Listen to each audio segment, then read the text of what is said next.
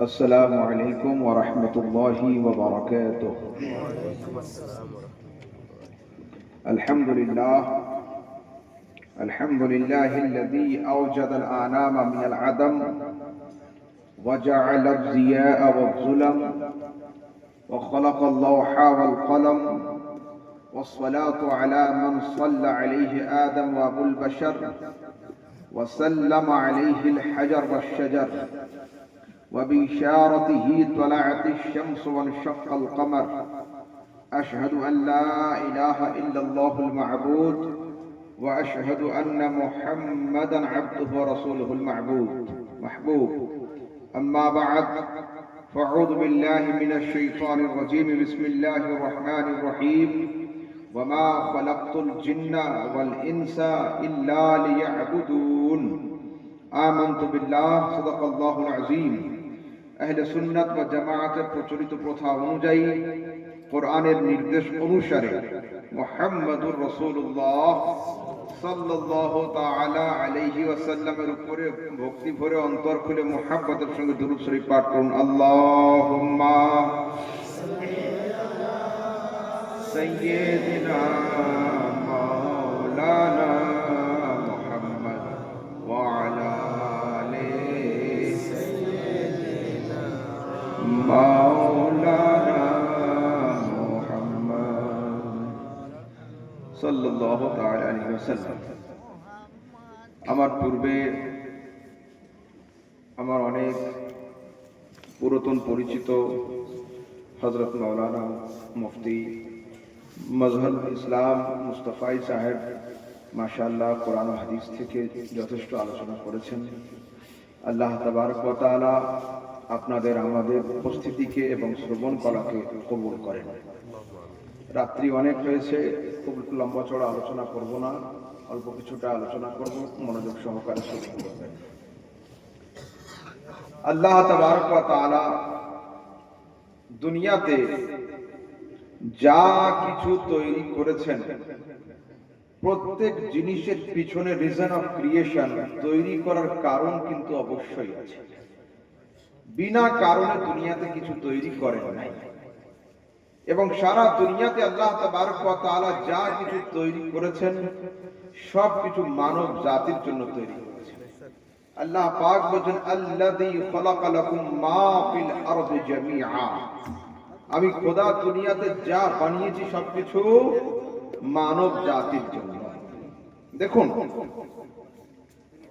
একটা ট্রেন যখন লক্ষ কুইন্টাল ওজন নিয়ে দুটো পাটরির উপর থেকে দৌড়ে চলে যায়, মাটির কলিজা থেতলে যায়, কিন্তু মাটি থেকে আজ পর্যন্ত কোনো সময় ইনকিলাব জিন্দাবাদের আওয়াজ আমরা শুনতে পাইনি।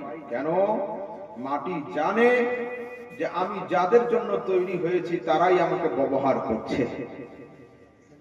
চতুষ্পদ হালাল জন্তুগুলোর গলাতে যখন আমরা ছুরি চালাই তো কাটার যন্ত্রণা কিন্তু অবশ্যই হয়, জন্তুগুলো তড়পায়, কিন্তু কোন প্রাণী কোরবানি ঈদের আগে একসঙ্গে হয়ে ইউনিয়ন তৈরি করেনি যে এবছর কোরবানিতে আমাদের জবাই করতে দেব না। করেছে কেন? তারা জানে যে আমরা যাদের জন্য তৈরি হয়েছি তারাই আমাকে ব্যবহার করছে। ও পৃথিবীর মানুষ, ये चंद्र, ये सूर्य, ये ग्रह, ये नक्षत्र, ये आसमान, ये जमीन, যা কিছু আছে সব কিছুকে আল্লাহ তাবারক ওয়া তাআলা তৈরি করেছেন মানব জাতির জন্য। কিন্তু এই মানুষ কি কোনো সময় জানতে চাইলো যে আমরা তৈরি হয়েছি কার জন্য? এই আসমান আমাদের জন্য, জমিন আমাদের জন্য, চন্দ্র সূর্য গ্রহ নক্ষত্র সবকিছু আমাদের জন্য। কিন্তু এই মানুষ কবে জানতে চাইবে যে আমরা কার জন্য? আল্লাহকে জিজ্ঞাসা করছে, আল্লাহ তুমি সব কিছু তৈরি করেছো আমাদের জন্য। আল্লাহ পাক বলেন, ওয়ামা খালাকতুল জিন্না ওয়াল ইনসা ইল্লা লিয়াবুদুন। আমি সারা দুনিয়া তৈরি করেছি তোমাদের জন্য, আর তোমাদেরকে তৈরি করেছি আমার ইবাদতের জন্য, আমার ইবাদতের জন্য। আচ্ছা বলুন, প্রশ্ন হলো এই, দুনিয়াতে শ্রেষ্ঠ উম্মত কারা? দুনিয়াতে সমস্ত নবী সম্মানীয়, কিন্তু শ্রেষ্ঠ নবীকে মুহাম্মদ সাল্লাল্লাহু আলাইহি সাল্লাম। সমস্ত উম্মতি সম্মানীয়, বাট শ্রেষ্ঠ উম্মতি কারা? শ্রেষ্ঠ উম্মতি হলো উম্মতে মুহাম্মাদি সাল্লাল্লাহু আলাইহি ওয়াসাল্লাম। এখন প্রশ্ন হলো এই, উম্মতে মুহাম্মাদি শ্রেষ্ঠ? কোরআনে কারীমের একটি আয়াতে আছে, আল্লাহ পাক বলেন, ইয়া বনি ইসরাইল, হে বনি ইসরাইল সম্প্রদায়, উযকুরু, তোমরা স্মরণ করো, নি'মাতি আল্লাতী আন'আমতু আলাইকুম ওয়া আন্নী ফাদ্দালতুকুম আলাল আলামিন, তোমরা সেই নিয়ামতকে যা দিয়েছি আমি তোমাদের উপরে, এবং তোমাদেরকে বানিয়েছি আমি যুগশ্রেষ্ঠ উম্মত। আল্লাহ পাক কাদের বললেন যুগশ্রেষ্ঠ উম্মত? বনি ইসরাইল সম্প্রদায়কে, তাই না? আর আপনারা আমরা সবাই জানি যে পৃথিবীর যুগশ্রেষ্ঠ উম্মত হলো উম্মতে মুহাম্মাদি সাল্লাল্লাহু আলাইহি সাল্লাম। তো দুটো আয়াতে কি দুই রকম হলো না? একটা আয়াতে হলো বনি ইসরাইল সম্প্রদায় শ্রেষ্ঠ, আর আরেকটা আয়াতে হলো উম্মতে মুহাম্মাদি শ্রেষ্ঠ। তো দুজন যদি শ্রেষ্ঠ হবে তো আসল শ্রেষ্ঠ কে? দেখুন, পরীক্ষার রেজাল্ট যেদিন হলো, রেজাল্টের দিনে দুইজন ছেলে স্কুল থেকে বের হচ্ছে হাতে মার্কশিট নিয়ে। এ বলছে আমি ফার্স্ট হয়েছি, ও বলছে আমি ফার্স্ট হয়েছি। দুজন দাবি করছে ফার্স্ট হয়েছে। বাইরে যে লোকটা ঘুগনি চাটনি বিক্রি করে, ও বলছে চুপ কর, তোদের দুইজনের মধ্যে যে কোনো একজন মিথ্যা কথা তো অবশ্যই বলছিস, দুজন ফার্স্ট কি করে হয়, তাই না? ফার্স্ট তো একজন হবে। আমি বললাম না, দুজনেই ঠিক বলছে, মিথ্যা কথা কেউ বলেনি। বলছে হুজুর ফার্স্ট তো একজন হয়, দুজন ফার্স্ট কি করে হবে? আমি বললাম একটুখানি ব্যাখ্যা করলেই বোঝা যাবে। তা বললো কি করে সম্ভব? আমি বললাম এর ব্যাখ্যা হলো এই, একজন আপন ক্লাসে ফার্স্ট হয়েছে, আর একজন অল ওভার স্কুলে ফার্স্ট হয়েছে। ফার্স্ট দুজনেই হতে পারে, তাই না? একজন আপন ক্লাসে ফার্স্ট হয়েছে, আর একজন অল ওভার স্কুলে ফার্স্ট হয়েছে। বনি ইসরাইল সম্প্রদায় শ্রেষ্ঠ, উম্মতে মুহাম্মাদিও শ্রেষ্ঠ, কিন্তু দুজন শ্রেষ্ঠত্বের পার্থক্য হলো এই, বনি ইসরাইল সম্প্রদায়। হযরত ওয়াজ রেখে দিন, যখন প্রশ্ন উত্তর আসবে তখন দেখব আমি।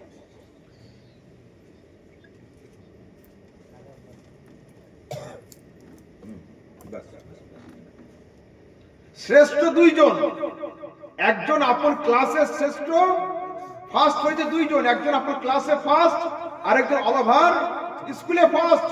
তো দুইজনই শ্রেষ্ঠ। বনি ইসরাইল সম্প্রদায় আপন যুগে শ্রেষ্ঠ, আর উম্মতে মুহাম্মাদি হলো আদম থেকে নিয়ে ঈসা পর্যন্ত সর্বযুগে শ্রেষ্ঠ হলো। আচ্ছা, হাদিসের মধ্যে আসছে আল্লাহ তাবারক ওয়া তাআলা রাসূলের জবান থেকে বলছেন, ইন্নাল জান্নাতা মুহাররামাতুন আলাল আনবিয়া হাত্তা তাদখুলাহা ওয়া মুহাররামাতুন আলাল উমাম হাত্তা তাদখুলা উম্মাতাক। নবী, আমার জান্নাত সমস্ত উম্মতির উপরে হারাম থাকবে যতক্ষণ তোমার উম্মতি জান্নাতে প্রবেশ না করে, আর আমার জান্নাতে কোন নবী ততক্ষণ প্রবেশ করতে পারবে না যতক্ষণ তুমি তাতে প্রবেশ না করো। তাহলে জান্নাতে আগে কে যাবে? নবীদের মধ্যে আমাদের নবী সাল্লাল্লাহু আলাইহি ওয়াসাল্লাম, আর উম্মতিদের মধ্যে উম্মতে মুহাম্মদ সাল্লাল্লাহু আলাইহি ওয়াসাল্লাম। এখন জান্নাতে যাওয়ার জন্য দরকারটা কি? আল্লাহর কাছে প্রিয় কে? আল্লাহর কাছে রেসপেক্টেড কে? আল্লাহর কাছে সম্মানীয় কে? দুনিয়ার কোন হাদিসে বা কোরআনের কোন আয়াতে কি একথা লেখা আছে যে আরবের লোকগুলোকে আল্লাহ পছন্দ করেন, ভারতের লোককে পছন্দ করেন না? এমনকি আছে কোন জায়গায় লেখা? না।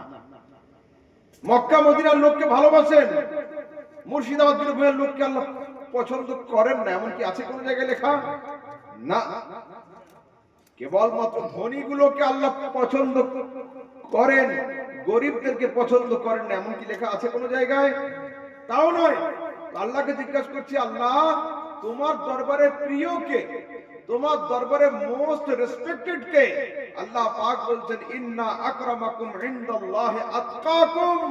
আমার দরবারে না দেশ, না রাষ্ট্র, না রাজ্য, না শহর, না নগর, না রং, না বর্ণ, না সম্পদ, না কিছু আমি এগুলো দেখি না। আমার দরবারে উত্তম সেই যার তাকওয়া হলো উত্তম, যে পরেজগার হবে সে হলো আমার কাছে উত্তম। এখন প্রশ্ন হলো এই, আমি একজনকে দিলাম 40 টাকা আর আরেকজনকে দিলাম 400 টাকা, দুজন কি একই জিনিস কিনে আনতে পারবে? পারবে? পারবে? কেন একজনকে 400 একজনকে 40? তো আমাদের নবী সাল্লাল্লাহু আলাইহি সাল্লামের হায়াত কতটা ছিল? মাত্র মাত্র এত চুপচাপ ওয়াজ শুনে কি করে? কতটা ছিল বলুন না? ঠিক আছে, ওখানে কতটা? 63 বছর। এইটুকু আপনারা জানেন না? আল্লাহ, কোন পাড়াতে প্রোগ্রাম হলো বলুন? নবী সাল্লাল্লাহু আলাইহি সাল্লামের হায়াত 63 বছর, এইটুকু না জানলে তো ঈমান দুর্বল হয়ে যাবে। হ্যাঁ, রাসূল সাল্লাল্লাহু আলাইহি সাল্লাম দুনিয়াতে ছিলেন মাত্র হায়াতে জাহিরিতে 63 বছর। কতটা? 63 বছর। এখন আমাদের সমাজে দেখবেন 70-80, এই 90 বা 100+ লোক খুঁজে পাওয়া যাচ্ছে কম, তাই না? 100-র উপরে লোক কম হয়ে গিয়েছে। তো প্রশ্ন হলো এই, আগের নবীদের হায়াত লম্বা ছিল, তাদের উম্মতিদের হায়াতও লম্বা ছিল। আমাদের নবী সাল্লাল্লাহু আলাইহি ওয়াসাল্লামের হায়াত ছিল মাত্র 63 বছর, এখন তার উম্মতিদের হায়াত কমে গিয়েছে। তো আল্লাহকে জিজ্ঞেস করছি, আল্লাহ তুমি কাউকে দিলে 400 বছর হায়াত আর আমাকে দিলে মাত্র 40, তো আমি 40 বছরের জীবন নিয়ে 400 ওয়ালাকে ধরবো কি করে?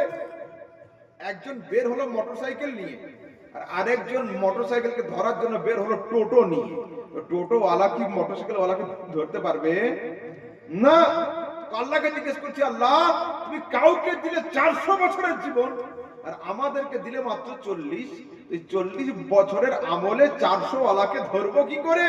আল্লাহ পাক বলছেন, শোনো, আমি তোমাদের মাঝে 12টা মাস দিয়েছি, এর মধ্যে একটা মাস দিয়েছি রমজান।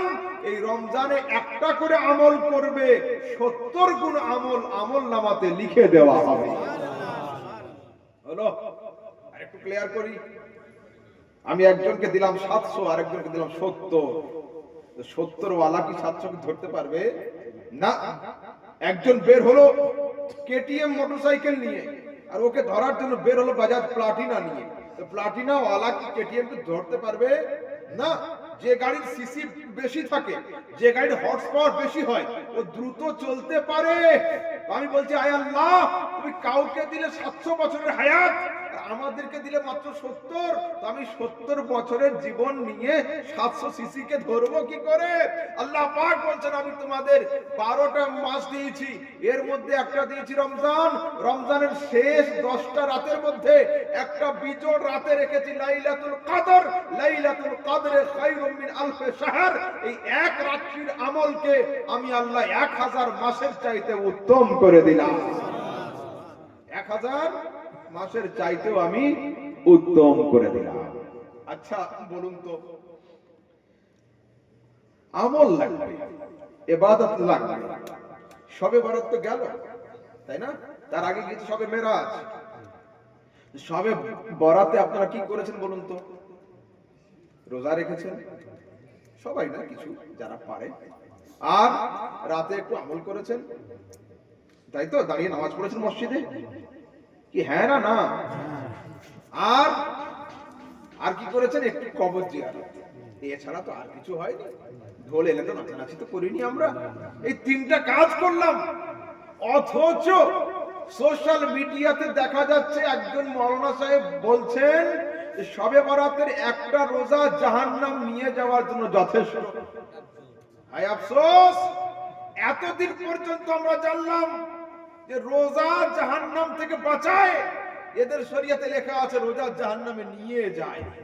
এতদিন জানলাম যে নামাজ জাহান্নাম থেকে বাঁচায়, এখন দেখছি এরা বলছে নামাজ জাহান্নামে নিয়ে যায়।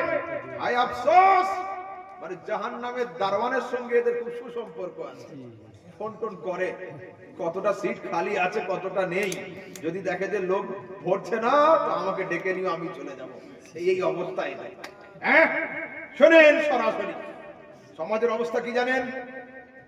আমি এক জায়গায় প্রোগ্রামে যাচ্ছি, একজন লোক ফোন করলো, হুজুর আর কতক্ষণে আসবেন? আমি বললাম, বাবু ইনশাআল্লাহ আমি আধ ঘন্টার মধ্যে পৌঁছে যাবো। হুজুর প্রচুর লোক অপেক্ষা করছে, আধ ঘন্টা থামতে হবে?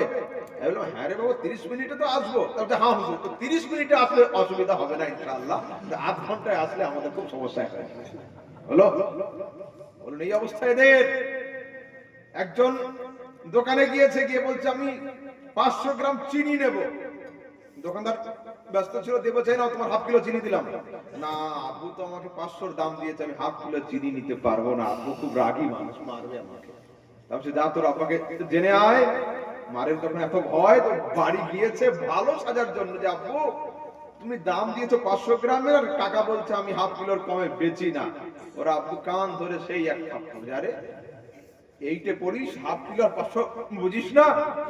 এরা লাউ বোঝে কিন্তু কদু বোঝে না। সমস্যা এই জায়গাতে। আমরা যেটাকে বলি শবে বারাত, আরব, দুবাই, কাতার, কুয়েত, ইয়েমেন, মিশর, পারস্য, যত পৃথিবীর আরবি কান্ট্রি আছে, এরা প্রত্যেকে সেটার নাম দেয় লাইলাতুন নিসফে মিন শাবান, 15ই শাবানের রাত্রি। তো যেটাকে আমরা লাউ বলি ওটাকে ওরা কদু বলে। এরা এই জায়গাতে শরীয়তে মাথায় এদের ঢুকছে না যে সবে বরাত তো হাদিসে নেই, সবে বরাত তো কোরআনে নেই। বললাম ঠিক কথা, সবে বরাত হাদিসেও নেই, সবে বরাত কোরআনেও নেই, থাকবে কি করে? আচ্ছা বলুন তো, প্যারাসিটামল নাম বোঝেন? প্যারাসিটামল অ্যালোপ্যাথ না হোমিওপ্যাথ? অ্যালোপ্যাথ। তো এই প্যারাসিটামল যদি কেউ হোমিওপ্যাথি বইতে খুঁজে পাবে? পাবে না। আর্নিকা, অ্যাসিড ফস, রাস্টক্স, চায়না, এগুলো হচ্ছে হোমিও ওষুধ। যদি কেউ অ্যালোপ্যাথ বইতে খুঁজে পাবে? পাবে না। ও পৃথিবীর মানুষ, সবে বরাত হলো ফার্সি, কোরআন আর হাদিস হলো আরবি। তো ফার্সি শব্দ কোরআনে খুঁজলে পাবে কেন? যেটাকে আমরা বলি শবে বরাত, আল্লাহ তাবারক ওয়া তাআলা সূরা দুখানের শুরুতে বলেছে ইন্না আনজালনাহু ফি লাইলাতিন মুবারাকাতিন। এই লাইলাতুল মুবারাকাতের ব্যাখ্যাতে গিয়ে তাফসীরে জালালাইনে লেখা আছে হিয়া লাইলাতুন নিসফে মিন শাবান, সেটা 15ই শাবানের রাত্রি। সরাসরি রয়েছে। দেখুন আমি কোনো ভারী টাফ কথা বলছি না। তাফসীরে জালালাইনের নাম নিলাম কেন? বড় বড় কিতাব রয়েছে আমার সামনে, কিন্তু তাফসীরে জালালাইন এই জন্য বলছি যে মাদ্রাসা বোর্ডের আলিমেও এটা পড়ানো হয়, ফাজিলেও এটা পড়ানো হয়। তো যদি ক্লাস 10, 11, 12 এর পড়া এদের কাছে না, মানে এইটুকু যদি পড়া না জানে, তো পিএইচডি আর গ্রাজুয়েশনের পড়া যদি এদের সামনে রাখতে বুঝবে কি করে? হ্যাঁ, তাফসীরে জালালাইন তো সবাই জানে, কিন্তু এদের মৌলবীগুলো আমতলা জামতলা থেকে পাস, না আছে এডুকেশন, না কোয়ালিফিকেশন, না ডিগ্রি, না পড়াশোনা, না নলেজ, না কিছু না কিছু। এরা জানে না কিছু, শুধু কেবলমাত্র এতটুকু জানে এটা হাদিসে নেই, সেটা হাদিসে নেই। আফসোস, আসুন হাদিসে আছে কিনা। সিহাহ সিত্তা, দুটো কিতাব এবং তুহফাতুল আহওয়াজি, এই তিনটা কিতাবের মধ্যে সরাসরি চ্যাপ্টার রয়েছে, অধ্যায় রয়েছে বাবু মা জাআ ফি লাইলাতিন নিসফে মিন শাবান, 15ই শাবানের বর্ণনা। যদি সিহাহ সিত্তার কিতাবগুলো না পড়ে তাকে মাওলানার সার্টিফিকেট দেওয়া হয় না। এবার আসুন এই দিনে কি আমল হয়েছে, কি আমল হয়নি।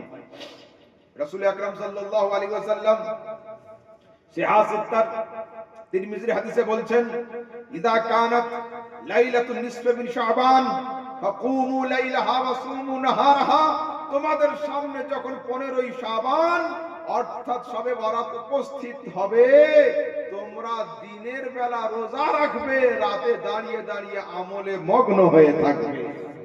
সরাসরি সিহাহ সিত্তার হাদিস। তারপরে আসুন, এখন রাসূল করেছেন না করেন না এটা প্রশ্ন। হযরতে আয়েশা সিদ্দিকা রাদিয়াল্লাহু তাআলা আনহা বলছেন হুজুর সাল্লাল্লাহু আলাইহি সাল্লাম আতালা সুজুদ, একদিন রাতের বেলা কানা ইউসাল্লি যাতা লাইলাতিন, একদিন রাতে নবী সাল্লাল্লাহু আলাইহি সাল্লাম ইবাদত করছিলেন, নামাজ পড়ছিলেন। আমি দূর থেকে তাকিয়েছিলাম, আমার রাসূল সাল্লাল্লাহু আলাইহি সাল্লাম এত লম্বা সিজদা করেছেন, আমি ভয় পেয়ে গিয়েছিলাম যে হয়তো রাসূল ইন্তেকাল করেছেন। আচ্ছা বলুন তো, আব্বু নামাজ পড়ছে, ছেলে বৌমা দূর থেকে তাকিয়ে আছে, তো আব্বা কতটা লম্বা সেজদা করলে তবে ছেলে বৌমার অন্তরে খেয়াল আসবে যে আব্বা মারা গিয়েছে?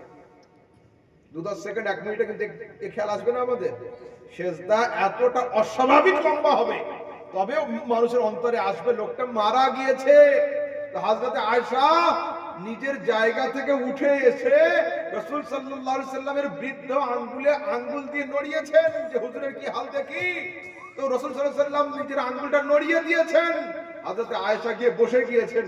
নামাজ শেষ করার পরে রাসূল বলেছেন, আয়েশা কি খবর তোমার, আমার আঙ্গুলে হাত দিলে কেন? বলতে হুজুর আমি ভয় পেয়ে গিয়েছিলাম যে হয়তো আপনি সেজদাতে ইন্তেকাল করে গিয়েছেন, না নড়ছেন না চড়ছেন না মাথা উঁচু করছেন। রাসূল বলছেন, ইয়া আয়েশা তো আতাদরিন আইয়া লাইলাতিন হাযিহি, আয়েশা তুমি কি জানো এটা কোন রাত? হযরত আয়েশা উত্তর দিচ্ছেন, আল্লাহু ওয়া রাসূলুহু আলাম। এই রাত সম্পর্কে, রাতের কোয়ালিটি সম্পর্কে, রাতের রিয়ালিটি সম্পর্কে এবং এই রাত কাকে বলে, এর গুরুত্ব কি, এ সম্পর্কে আপনি এবং আপনার আল্লাহ ভালো জানেন, আপনি জানিয়ে দেন। রাসূল বলতেন, হাযিহি লাইলাতুন নিসফে মিন শাবান, আরে আজকের হলো 15ই শাবান, শবে বরাতের রাত্রি। হাদিস বলুন, যার বাড়িতে জিবরিল আসতো, যার হাসার নাম শরীয়ত, যার কাদার নাম শরীয়ত, যে রাসূল হ্যাঁ বললে হালাল হয়ে যায়, যে রাসূল না বললে হারাম হয়ে যায়, তো সেই নবী যদি 15ই শাবান দাঁড়িয়ে দাঁড়িয়ে ইবাদত করেন, আমরা কি ইবাদত করতে পারবো না? অবশ্যই পারবো। আমরা আরেকটা কি কাজ করি, কবর জিয়ারত একটু তো করেছি, এটাও তাদের কাছে আপত্তি হয়ে গিয়েছে। শুনেন, বিষয় হলো এই, আবার হাদিস নেন, রাসূল আকরাম সাল্লাল্লাহু আলাইহি ওয়াসাল্লাম একদিন হযরত আয়েশা সিদ্দিকার সঙ্গে ঘরে ছিলেন। হযরত আয়েশা বলেন, ফাকাতু রাসূলুল্লাহ সাল্লাল্লাহু আলাইহি ওয়াসাল্লাম লাইলাতান, রাতের বেলা আমার ঘুম ভেঙেছে, আমি দেখছি আমার রাসূল বেডে নেই, রাসূল বিছানাতে নেই। অন্ধকারে হযরত আয়েশা খুঁজেছেন রাসূলকে, পান নাই। রুম থেকে বের হয়ে দূরে তাকিয়েছেন, ফাইদা হুয়া বিল বাকি, আমার রাসূল সাল্লাল্লাহু আলাইহি ওয়াসাল্লাম জান্নাতুল বাকির কবরস্থানে দাঁড়িয়ে দাঁড়িয়ে তিনি ইবাদতে মগ্ন রয়েছেন।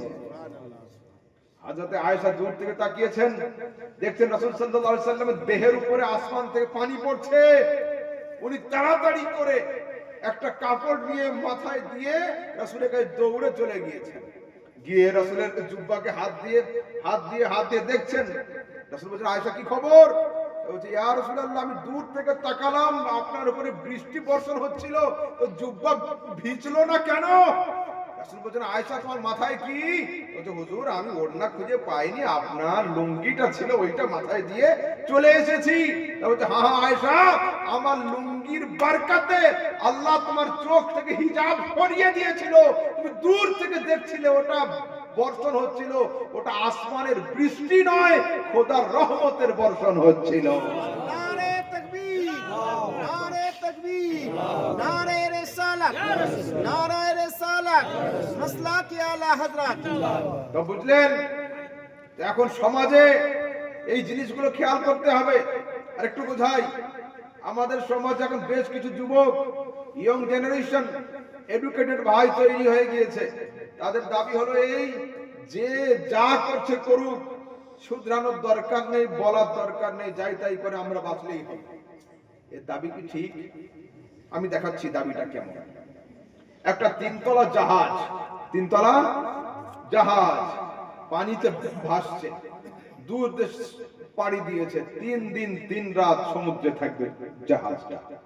জাহাজের উপর তলাতে আমরা আছি, আমি ইনি 4-5-6 জন লোক, যারা ভালো কাজের আদেশেও যুক্ত থাকে আর খারাপ কাজের বিরুদ্ধে আন্দোলনও করে। আমরা আছি জাহাজের মাঝখান তলাতে, বেশ কিছু লোক আছে যারা ইউটিউব, ফেসবুক আর ফ্রি ফায়ার আর পাবজি, যে যা করছে করুক, দেখার দরকার নেই। আর জাহাজের নিচু তলাতে বেশ কিছু লোক ছিল যারা শ্রমিক ক্যাটাগরি, দূর দেশে যাচ্ছে কাজ করতে। তো চলন্ত জাহাজ, ওদের কাছে দড়িও ছিল, বালতিও ছিল। বালতিতে দড়ি বেঁধে সমুদ্রে ফেলছে, পানি তুলছে, গোসলের জন্য, ওযুর জন্য, জামা কাচার জন্য, আরো কিছু। তো চলন্ত জাহাজ, আবার সমুদ্র থেকে ঢেউ, এটা ওটা সেটা, তো পানি তুলতে তো একটু অসুবিধাই হচ্ছে। ওদের হেড মিস্ত্রি যে ছিল ও বললো, আরে এত কষ্ট করে পানি না তুলে আমাদের ব্যাগে তো সেনিও আছে, হাতুড়িও আছে, জাহাজের তলায় একটা ছোট ফুটো করে নে, তাহলে পানি সহজে পাওয়া যাবে, বালতিরও দরকার হবে না, দড়িরও দরকার হবে না। হেড মিস্ত্রির যুক্তি কে শুনবে না? সঙ্গে সঙ্গে লেবাররা গিয়ে ব্যাগ থেকে সেনি আর হাতুড়ি নিয়ে ঠক ঠক ঠক ঠক শুরু করে দিয়েছে। উপর থেকে আমরা এই 3 জন আর উনি, এই 4 জন লোক আমরা নেমে আসছি দৌড়ে, যা হবে হোক জাহাজ ফুটো হতে দেব না। এরা মাঝখানে শুয়ে শুয়ে বলতে, হুজুর আপনাদের মাথা কি খারাপ হলো? আপনারা তো উপরতলার লোক, যে ফুটো করছে ও ডুবে মরবে, আপনার আমার টেনশন করার কি আছে? এ কথা কি ঠিক হলো? জাহাজ যখন ডুববে শুধু নিচু তলা ডুববে না, পুরো জাহাজটাই ডুববে। ও পৃথিবীর মানুষ, এই সমাজে যদি আগুন লেগে যায়, পীর সাহেব আর মুফতি সাহেবের ঘর বাদ যাবে না, ওতেও আগুন লাগবে। হ্যাঁ, যদি মুরিদ আর ছাত্র অনেক থাকে, পানি ঢালার লোক জমিয়ে রাখে, তো পুরো ঘর পুড়ে না গেলেও ধোয়া ধুলো কাদা কিন্তু অবশ্যই লাগবে। সেহেতু আপনার ভালো দেখে আমাকে সন্তুষ্ট হতে হবে। আপনার বাড়িতে মন্দ কাজ হলে আমাকে প্রতিবাদ করতে হবে, আমার বাড়িতে খারাপ কিছু হলে আপনাকে প্রতিবাদ করতে হবে। যদি আমরা বলা বলি ছেড়ে দিই, এই সমাজ আস্তে আস্তে অন্ধকারাচ্ছন্ন হয়ে যাবে। এই সমাজে আলো বলে কিছু খুঁজে পাওয়া যাবে না। সেই জন্য সমাজকে জীবিত রাখতে গেলে এই সমাজের ভালোতেও যুক্ত থাকতে হবে, মন্দতেও যুক্ত থাকতে হবে, ভালো কাজের আদেশ করতে হবে, খারাপ কাজের নিষেধ করতেই হবে। অন্যথায় সমাজের সংস্কার সম্ভব হবে না। আচ্ছা বলুন তো, এখন আমাদের সমাজে বড় মাপের একটা পীর বেরিয়েছে। এই পীরের মুরিদ হলো আমার সমাজের যুবকরা, ইয়ং জেনারেশন, এডুকেটেড ছেলেরা, স্কুল কলেজের স্টুডেন্টরা। কি নাম বলুন তো পীর সাহেবের নাম জানেন? এই পীরের নাম হলো মাওলানা মোবাইল। ছেলেরা এর মুরিদ। হ্যাঁ, আর জ্ঞানীদের কাছে যেতে চায় না এরা। এরা হাফেজ, কারি, মাস্টার, ডাক্তার, প্রফেসর, ইঞ্জিনিয়ারদের কাছে যেতে চায় না। বাড়িতে বসে বসে গুগলে সার্চ করে, I want to know about this subject, বা ইউটিউবে সার্চ করে। ওখান থেকে যেটা আর্টিকেল পায়, ওই আর্টিকেল কপি পেস্ট করে চলে যায় চ্যাট জিপিটি তে, ওখানে গিয়ে অনুবাদ করে নেয়, ট্রান্সলেট করে নেয়। ঠিক আছে? আগে নামাজের হাত ছিল এইখান থেকে নিয়ে এই পর্যন্ত, এখন সেই হাত উঠতে উঠতে উঠতে উঠতে যুবকদের হাত চলে এসেছে এইখানে, এইখান থেকে শর্টকাট এইখানে হাত। 2026 সালে যদি হাত এইখানে উঠে যায়, 2030 সাল পর্যন্ত এই হাত হয়তো মাথায় চলে যায়। এত উপরে হাত উঠছে কেন? হাদিসে নেই? সিহাসিদ্দার আবু দাউদের মধ্যে কুফা হাইকোর্টের চিফ জাস্টিস হযরত শেরে খোদা মাওলায়ে কায়নাত আলী রাদিয়াল্লাহু তাআলা আনহু বলছেন, ইন্না মিনাস সুন্নাতি ওয়াদউল কাফফি আলাল কাফফি তাহতা সুররা। রাসূলের সুন্নাত হলো বাম হাতের উপরে ডান হাত রেখে নাভির নিচে রাখা। এটাই হলো হাদিস। আচ্ছা বলুন তো, মসজিদে খালি মাথায় আসে আপনাদের এখানে? শুরু হয়নি, মাশাআল্লাহ, খুব ভালো। আপনারা হয়তো চাপে রেখেছেন, প্রেসারে, সেই জন্য। শহর বাজারের দিকে গিয়ে দেখবেন একবার, 50% যুবক এখন খালি মাথায় নামাজ শুরু করেছে। 50%। টাউনের দিকে যান, রহমতপুরের দিকে যান, বহরমপুর যান, ধুলিয়ান যান, দেখবেন সব খালি মাথায় নামাজ পড়ছে। আর রুকুতে গিয়ে শুধু খালি গেঞ্জি টানছে এদিকে, হ্যাঁ, উঠে না যায়। এই তো অবস্থা। আচ্ছা একটু যুক্তিতে আসুন তো আমার সাথে। আপনি যখন কোনো ডাক্তারের কাছে যান প্রেসক্রিপশন করতে, তো ডাক্তার সাহেব যে ড্রেসে আপনার সঙ্গে বসে কথা বলে, ওই ডাক্তার যখন ওটিতে ঢোকে ওই ড্রেস পরে থাকে? তখন একটা ফুল কভার লাগিয়ে নেয়, হাতে হ্যান্ড গ্লাভস লাগিয়ে নেয়, নাকে মাস্ক লাগিয়ে নেয়, মাথায় একটা ক্যাপ লাগিয়ে নেয়। উকিল সাহেবের বাড়িতে যখন আমরা কেস লেখাতে যাই, যে ড্রেসে বসে কেস লেখে, আপনার কেসের ফাইল যখন হাতে নিয়ে জজের সামনে যায়, সেই ড্রেস থাকে না। মৌলবীদের মতো একটা কালো কোট বা জুব্বা গায়ে দিয়ে নেয়। প্লেয়ার কোচের সঙ্গে বসে যখন ক্লাব ঘরে আলাপ আলোচনা করে যে ড্রেসে থাকে, ফিল্ডে নামার সময় সেই ড্রেস থাকে, জার্সি কিন্তু পরে নেই। ও পৃথিবীর মানুষ, প্রত্যেক জায়গার জন্য নির্দিষ্ট ইউনিফর্ম, নির্দিষ্ট ড্রেস রয়েছে। আল্লাহর ঘর, মুসলমানদের উপাসনালয়, মসজিদকে তোমরা এত মূল্যহীন জায়গা বানিয়ে দিয়েছো যে সেখানে যাওয়ার জন্য কোনো ড্রেসের দরকার নেই, ইউনিফর্মের দরকার নেই, খালি মাথায় এইটুকু গেঞ্জি এই পরে চলে যাচ্ছ।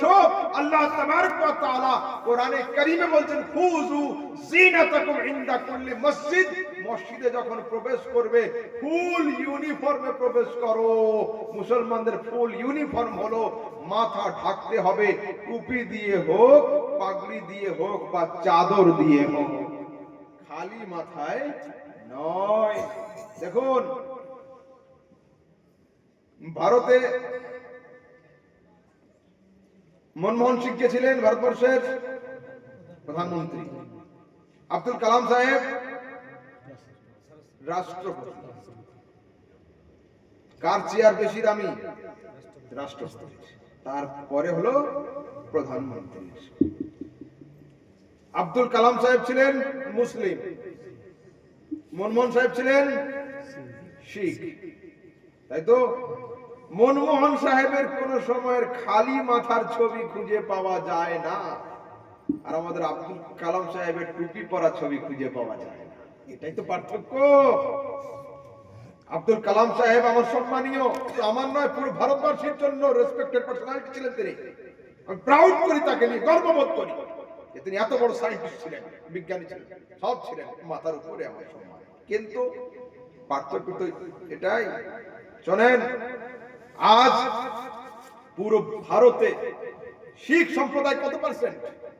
যেমন আটাতে লবণ লাগে যতটুকু, অতটুকু শিখ সম্প্রদায়, তাই না? আটে মে নমক কে বরাবর, তার থেকেও কম পার্সেন্টেজে। অথচ শিখ সম্প্রদায়ের জন্য ভারতের সংবিধান পাস করে রেখেছে, এত বড় তলোয়ার নিয়ে যেখানে ইচ্ছা সেখানে যাবে।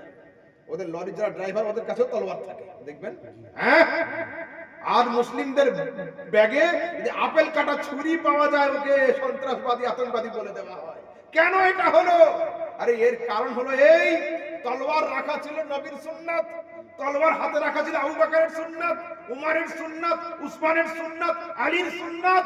আজ আমরা নবীর সুন্নাতকে ত্যাগ করার জন্য এই দুর্দশা আমাদের উপরে নেমে এসেছে। বলুন, যদি আমাদের থানাতে কোন মুসলিম ছেলে পোস্টিং পায়, আর যদি দাড়ি নিয়ে যাব বলে, চাকরিতে জয়েন হতে পারবে? ও ক্লিন শেভ করতে হবে, দাড়ি পুরো ছিলে ফেলতে হবে। অথচ শিখ সম্প্রদায় সর্দারজি গুলো বিএসএফ এর কমান্ডো হয়ে বসে আছে, প্রত্যেকের দাড়িও আছে, আমার থেকে জবরদস্ত পাগড়িও মাথায় পরা আছে। অথচ গুরু নানক এই তো 150, 200, 250 বছর আগের লোক, আর আমার রাসূল 1500 বছর আগে পাগড়ি পরানো শিখিয়েছেন, মুখে দাড়ি রাখাও শিখিয়েছেন। কিন্তু আমরা নবীর সুন্নাত পাগড়িও ত্যাগ করেছি, নবীর সুন্নাত দাড়িও ত্যাগ করেছি। आला हज़रत सरकार लिखছেন, जो तेरे दर से यार फिरते हैं दर बदर यूं ही खार फिरते हैं। ও নবী, যে তোমার দরবারের দিকে পিছন করে হাঁটে, সমস্ত দরবারে ওকে ঠকর আর ঠকর খেতে হবে, ও সঠিক রাস্তা খুঁজে পাবে না। এই তো অবস্থা আমাদের, এই তো অবস্থা। মাদার টেরেসা কে ছিলেন? মুসলিম। শিখ সম্প্রদায় গিয়েছিলেন, খ্রিস্টান ছিলেন মাদার টেরেসা। হলো, আপনি নেট সার্চ করুন, মাদার টেরেসার এই পর্যন্ত কাপড় থাকতো সব সময়ের জন্য, এর উপরে ওঠেনি কোনোদিন কাপড় তার। মাদার টেরেসার চুল কেউ দেখতে কোনোদিন পায়নি। অথচ পর্দা খোদার হুকুম, কোরআনের আদেশ, মুস্তাফার নিয়ম এবং মুস্তাফার স্ত্রীদের সুন্নাত। কিন্তু আমাদের বাড়ির মেয়েরা এত বড় জামা থেকে এই পর্যন্ত, এই পর্যন্ত থেকে এই পর্যন্ত চলে এলো। আবার এরা চিন্তা করে যে আমি হযরতে ফাতেমার সঙ্গে জান্নাতে যাব। হায় আফসোস, হায় আফসোস, এটাই তো আমাদের সমাজের অবস্থা। যদি আমরা পরিবর্তন হতে চাই, এখন হতে হবে। পরীক্ষার হলে যাওয়ার আগে যত পারেন প্রিপারেশন নেন, কোনো আপত্তি নেই, কিন্তু রেজাল্ট আউট হওয়ার পরে যত কান্না করেন ফয়েকাল ল, কিন্তু পাশে পরিবর্তন হবে না। ফয়েকাল ল ফয়েকাল লই থাকবে। इमाम लिखছেন आज ले उनकी पना आज मदद मांग उनसे फिर ना मानेंगे कयामत में घर मान गया मानते भाई आज मानो স্বীকার করতে আজ স্বীকার করো কিয়ামতের দিনে ফেরেশতাদের হাতে ডান্ডা দেখে মানি মানি করলে মামলা কিন্তু ঠান্ডা হবে না যা করতে হবে আজ করতে হবে কিয়ামতের দিনে গিয়ে ভুল শুধরাবো বললে কিন্তু সম্ভব হবে না বুঝলেন আপনারা আমরা দান করি না মসজিদে হোক মাদ্রাসাতে হোক হ্যাঁ দান করি তো আরে দান চাইবো না একটু হ্যাঁ বলুন সারা দুনিয়ার লোক জানে আমি কালেকশনের বক্তা নয় চিন্তা নেই তো দান আমরা দুই রকম ভাবে করি কিছু দান করি জীবিতর পক্ষ থেকে যে আব্বু আম্মু অসুস্থ আছেন একটু দোয়া করবেন আবার কিছু দান আমরা মসজিদে দিই মাদ্রাসায় দিই যে আমার দাদু দাদিমা আব্বু আম্মু ইন্তেকাল করেছেন তাদের জন্য একটু দোয়া করে দিবেন বলো এখন আমার যুবক ভাইয়েরা ইউটিউব আর ফেসবুক দেখে দেখে শিখে গিয়েছে তাদের ভাষা হলো এটা মরা গরু যেমন ঘাস খায় না মরে গেলে সব শেষ হয়ে গেল দোয়া দরুদের আর প্রয়োজন হয় না হায় আফসোস কি ভাষা দেখতে আমি বললাম যে হ্যাঁ হবে যেগুলো তোমাদের আত্মীয় স্বজন ইন্তেকাল করে কবরে গিয়েছে ওগুলো মরা গরু হতে পারে আমাদের গুলো কিন্তু মরা গরু নয় কেন রাস্তার ধারে গাড়িতে যখন আমরা যাই দেখি অনেক সময় মরা গরু পড়ে থাকে না রাস্তার ধারে আপনারা কি কোনো সময় গাড়ি থামিয়ে বলেছেন আসসালামু আলাইকুম ইয়া মরা গরু বলেছেন কি তার মানে কি মরা গরুই হয় অথচ কবরস্থানে যখন যাই আমরা দেখতে কাউকে পাই না কিন্তু কবরস্থানে ঢোকার আগে বলি আসসালামু আলাইকুম ইয়া আহলাল কুবুর আনতুম সালফুনা ওয়া নাহনু বিল আসার বলি কি বলি না তার মানে আমাদের মুর্দাগুলো মরা গরু নয় তাদের যেগুলো একটু শিক্ষিত আছে তারা কি বলে জানেন তারা দাবি করে এটা যে যেমন চাকরি শেষ হয়ে গেলে বেতন বন্ধ হয়ে যায় ঠিক তেমন মরে গেলে সব শেষ হয়ে যায় আর কিছু হয় না আমি বললাম ঠিক যুক্তি দিলে কিন্তু অর্ধেক হলো কি অর্ধেক হলো আমি বললাম চাকরি শেষ হয়ে গেলে বেতন বন্ধ হয়ে যায় এটা তোমাদের জানা আছে আর পেনশন চালু হয়ে যায় এটা আমাদের জানা আছে হ্যাঁ পেনশন হয় না হ্যাঁ আসুন হাদিস সিহাসিত্তার সহিহ মুসলিমের হাদিস আগামী কাল আমি চলে যাওয়ার পরে চায়ের দোকানে বসে কেউ বলতে পারবে না যে তোমাদের মৌলভী আহমদ রাজা জয়ীব হাদিস বলে গিয়েছেন না না সিহাসিত্তার সহিহ মুসলিমের হাদিস রাসূল বলছেন ইযা মাতাল ইনসানু ইনকাতা আনহু আমালু ইল্লা মিন সালাস যদি একজন লোক মারা যায় ওর জীবনের আমলের সমস্ত দরওয়াজা বন্ধ হয়ে যায় তিনটে পেনশনের দরওয়াজা ওর জন্য খুলে দেওয়া হয় কি কি ইয়া রাসূলুল্লাহ রাসূল বলছেন সাদাকাতুন জারিয়া স্থায়ী সাদকা মসজিদ নির্মাণ করা মাদ্রাসা তৈরি করে দেওয়া কুয়ো খনন করে দেওয়া এতিমখানা তৈরি করে দেওয়া জানাজার জায়গা তৈরি করে দেওয়া এই টাইপের বড় বড় কাজ যদি করে যায় তো লোকটা কবরে শুয়ে শুয়ে সওয়াব পেতে থাকবে তারপরে ওয়ালাদুন সালেহ ইয়াদউ লাহু যদি নেক সন্তান রেখে যায় ছেলে মেয়েরা আমিন আমিন করবে আব্বু আম্মু কবরে শুয়ে শুয়ে সওয়াব পেতে থাকবে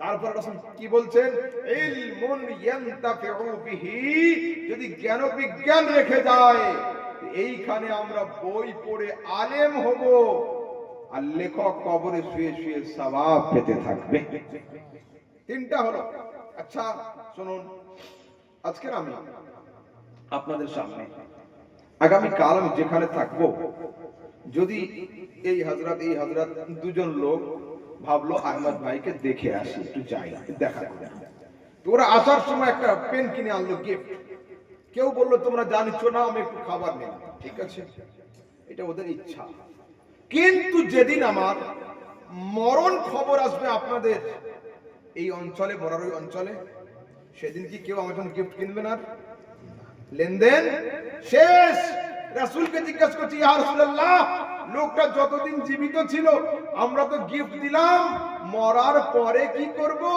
রাসূল বলছেন বন্ধ করো না। হুজুর কি দেব? তা বলছে যতদিন জীবিত ছিল তোমার ইচ্ছা মতো গিফট দিয়েছো, এখন আর গিফট কেনার দরকার নেই, লোকটার জন্য হাত তুলে জান্নাতের দোয়া করে দিও। যতদিন জীবিত থাকবে ইচ্ছা মতো গিফট দাও, মরে যাওয়ার পরে দেওয়া বন্ধ করো না, জান্নাতের হাত তুলে দোয়া করে দাও। হাদিসে আছে না নেই? শারহুস সুদূর বিআহওয়াল কুবুর আল্লামা জালালউদ্দিন সিয়ুতী রাহমাতুল্লাহ আলাইহি লিখছেন, রাসূল বলতেন উম্মতি উম্মাতুম মারহুমা তাদখুলু কুবুরাহা বিযুনুবিহা, আমার উম্মত হলো নাজাতপ্রাপ্ত উম্মত, এরা কবরে যাবে পাপের পাহাড় নিয়ে, কবর থেকে উঠে দাঁড়াবে, লা যুনুবান লাহুম, এদের পাপ থাকবে না। সাহাবায়ে কেরাম জিজ্ঞাসা করছেন ইয়া রাসূলুল্লাহ, মরার পরে না নামাজ, না রোজা, না হজ, না যাকাত, so how to possible it, কি করে সম্ভব এটা হলো? রাসূল বলছেন বে ইস্তিগফারিল মুমিনিন, আরে মুমিন ভাইদের আমিন আমিন করার বরকতে আল্লাহ ওর পাপকে ক্ষমা করে দিয়েছেন।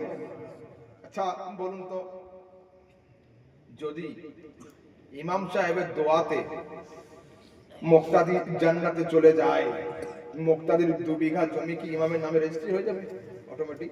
তা তো হবে না। ভাইপোর দোয়াতে চাচা যদি জান্নাতে চলে যায়, তো চাচতো ভাইদের জমিগুলো কি এর নামে হয়ে যাবে? তাও হবে না। তাহলে দোয়াতে ক্ষতি কি? লস তো কিছুই নেই। যারা অকারণে দোয়া করতে চায় না, দোয়ার বিরোধিতা করে, এদেরকে ভালো বাংলায় বলা হয় কৃপণ, আর চলতি বাংলায় বলা হয় কিপটে। আমরা কৃপণও নয়, কিপটেও নয়, দিলদার নবীর দিলদার উম্মতি, মন খুলে দিল খুলে দোয়া করব, দোয়াতে কোনো সময় কৃপণতা করব না। দেখো দরুদ শরীফ, আল্লাহুম্মা সাল্লি আলা সাইয়্যিদিনা মাওলানা মুহাম্মাদ ওয়া আলা আলি সাইয়্যিদিনা মাওলানা মুহাম্মাদ সাল্লু আলা মুহাম্মাদিন সাল্লু আলা মুহাম্মাদ হরদম জবান সিনে কালো পাক নামে মুহাম্মাদ হরদম জবান সিনে কালো শফিঈনা মুহাম্মাদ সাল্লাল্লাহু তাআলা আলাইহি ওয়াসাল্লাম। হ্যাঁ, রেকর্ড হচ্ছে? ঠিক আছে, অফ করো না, প্রশ্নগুলো একটা একটা করেই করবো, কাট করবো। হ্যাঁ, প্রশ্নে আসছে, আমরা শুনেছি কোরআন শরীফ বিনা ওযুতে হাতে নেওয়া নিষেধ, কিন্তু তাবিজের ভিতরে যে আয়াত ব্যবহার করা হয় বিনা ওযুতে এবং নাপাক অবস্থায়, সেটি ব্যবহার করা কি ঠিক? আচ্ছা দেখুন, ফতোয়া সব সময়ের জন্য যেটা দেখা যায় তার উপরে হয়। যদি এখন একজন ছেলে এইখানে নিচে কোরআন খুলে বসে থাকে, আমি আহমদ রাজা কি বলবো যে বাবু কোরআনটা নিয়ে এইখানে চলে এসে উপরে, আর নয়তো আমি চেয়ার ছেড়ে নিচে বসছি, কোরআন নিচে থাকবে, আমার পা উঁচুতে থাকবে, এটা হয় না। কিন্তু মসজিদের প্রথম তলাতে 100টা কোরআন থাকে, উপরের তলাতে আমরা দাঁড়িয়ে দাঁড়িয়ে নামাজ পড়ি, হাঁটি, সবকিছু করি, ফতোয়া তো হয় না। তার মানে কি? ওটা দেখা যাচ্ছে না। হলো, এ তো তাবিজ। তাবিজে কটা আয়াত থাকে? 1, 2, 4 লিখলাম, এটাই তো। কিন্তু একটা হাফেজের সিনাতে পুরো কোরআন থাকে, অথচ হাফেজ বাথরুমেও যায়, এবং আপনি যে নাপাকের ইঙ্গিত দিয়েছেন সেই নাপাক হাফেজ সাহেবও হয়ে যায়, অথচ কোনো ফতোয়া কিন্তু হয় না। তো হাফেজ যদি পুরো কোরআন সিনাতে নিয়ে বাথরুমে ঢুকতে পারে, তো আপনার তাবিজে 2টো আয়াত থাকবে, এটা নিয়ে বাথরুমে ঢোকা যাবে না কেন? নাজায়েজ তখন হবে যদি হাফেজ সাহেব পায়খানার টপে বসে বসে পাঠ করে আলহামদুলিল্লাহি রাব্বিল আলামিন, তখন হারাম হয়ে যাবে। তো তাবিজ এমনি রাখলে অসুবিধা নেই, পেশাব করতে করতে যদি কেউ তাবিজটা ভেঙে ওর ভিতরে আয়াতটা কি লেখা আছে পড়ে, তখন এটা হারাম হয়ে যাবে। যে জিনিস দেখা যায় না তার উপরে শরীয়তের ফতোয়া হয় না। বুঝাতে পারলাম? হ্যাঁ। এখন আবার ফের বেশ কিছু যুবক শুরু করেছে নাপাক অবস্থায় কোরআন ছুঁইলে আপত্তি নেই। কেন?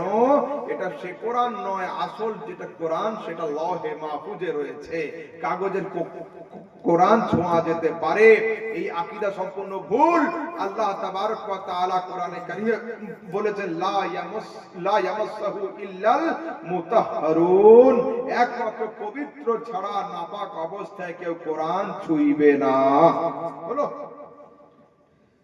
দ্বিতীয় প্রশ্ন, জিনা ও ব্যভিচারের কিছু হাদিস বিস্তারিত জানাবেন। দেখুন, আমাদের সমাজে জিনা ব্যভিচার এত সাধারণ থেকে সাধারণ হয়ে গিয়েছে। যদি আমি আমার সমাজে বলি যে ছেলের দ্বারা জীবনে মিস্টেক হয়নি সেই ছেলেটা উঠে দাঁড়াও আমার কাছে, হাতে হাতে হাত মেলাবো, তো সমাজে 100-র মধ্যে এখনকার সমাজে 75% ছেলে উঠে আর দাঁড়াতে পারবে না।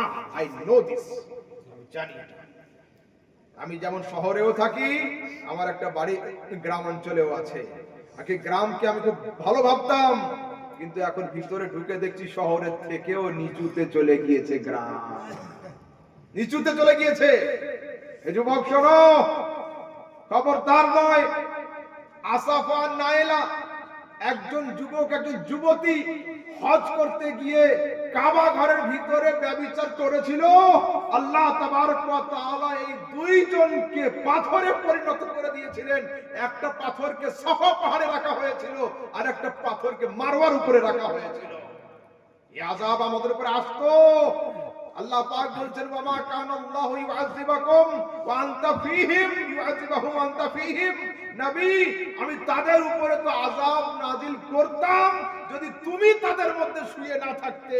তোমার কবর মদিনায় আমি রেখেছি, তোমার খাতিরে আমি তাদের উপরে আকাশ থেকে পাথরও বর্ষণ করি না, আকাশ থেকে আগুনও লাগিয়ে দিই না, নবীর খাতিরে। সেই জন্য সময় আছে, তওবা করো।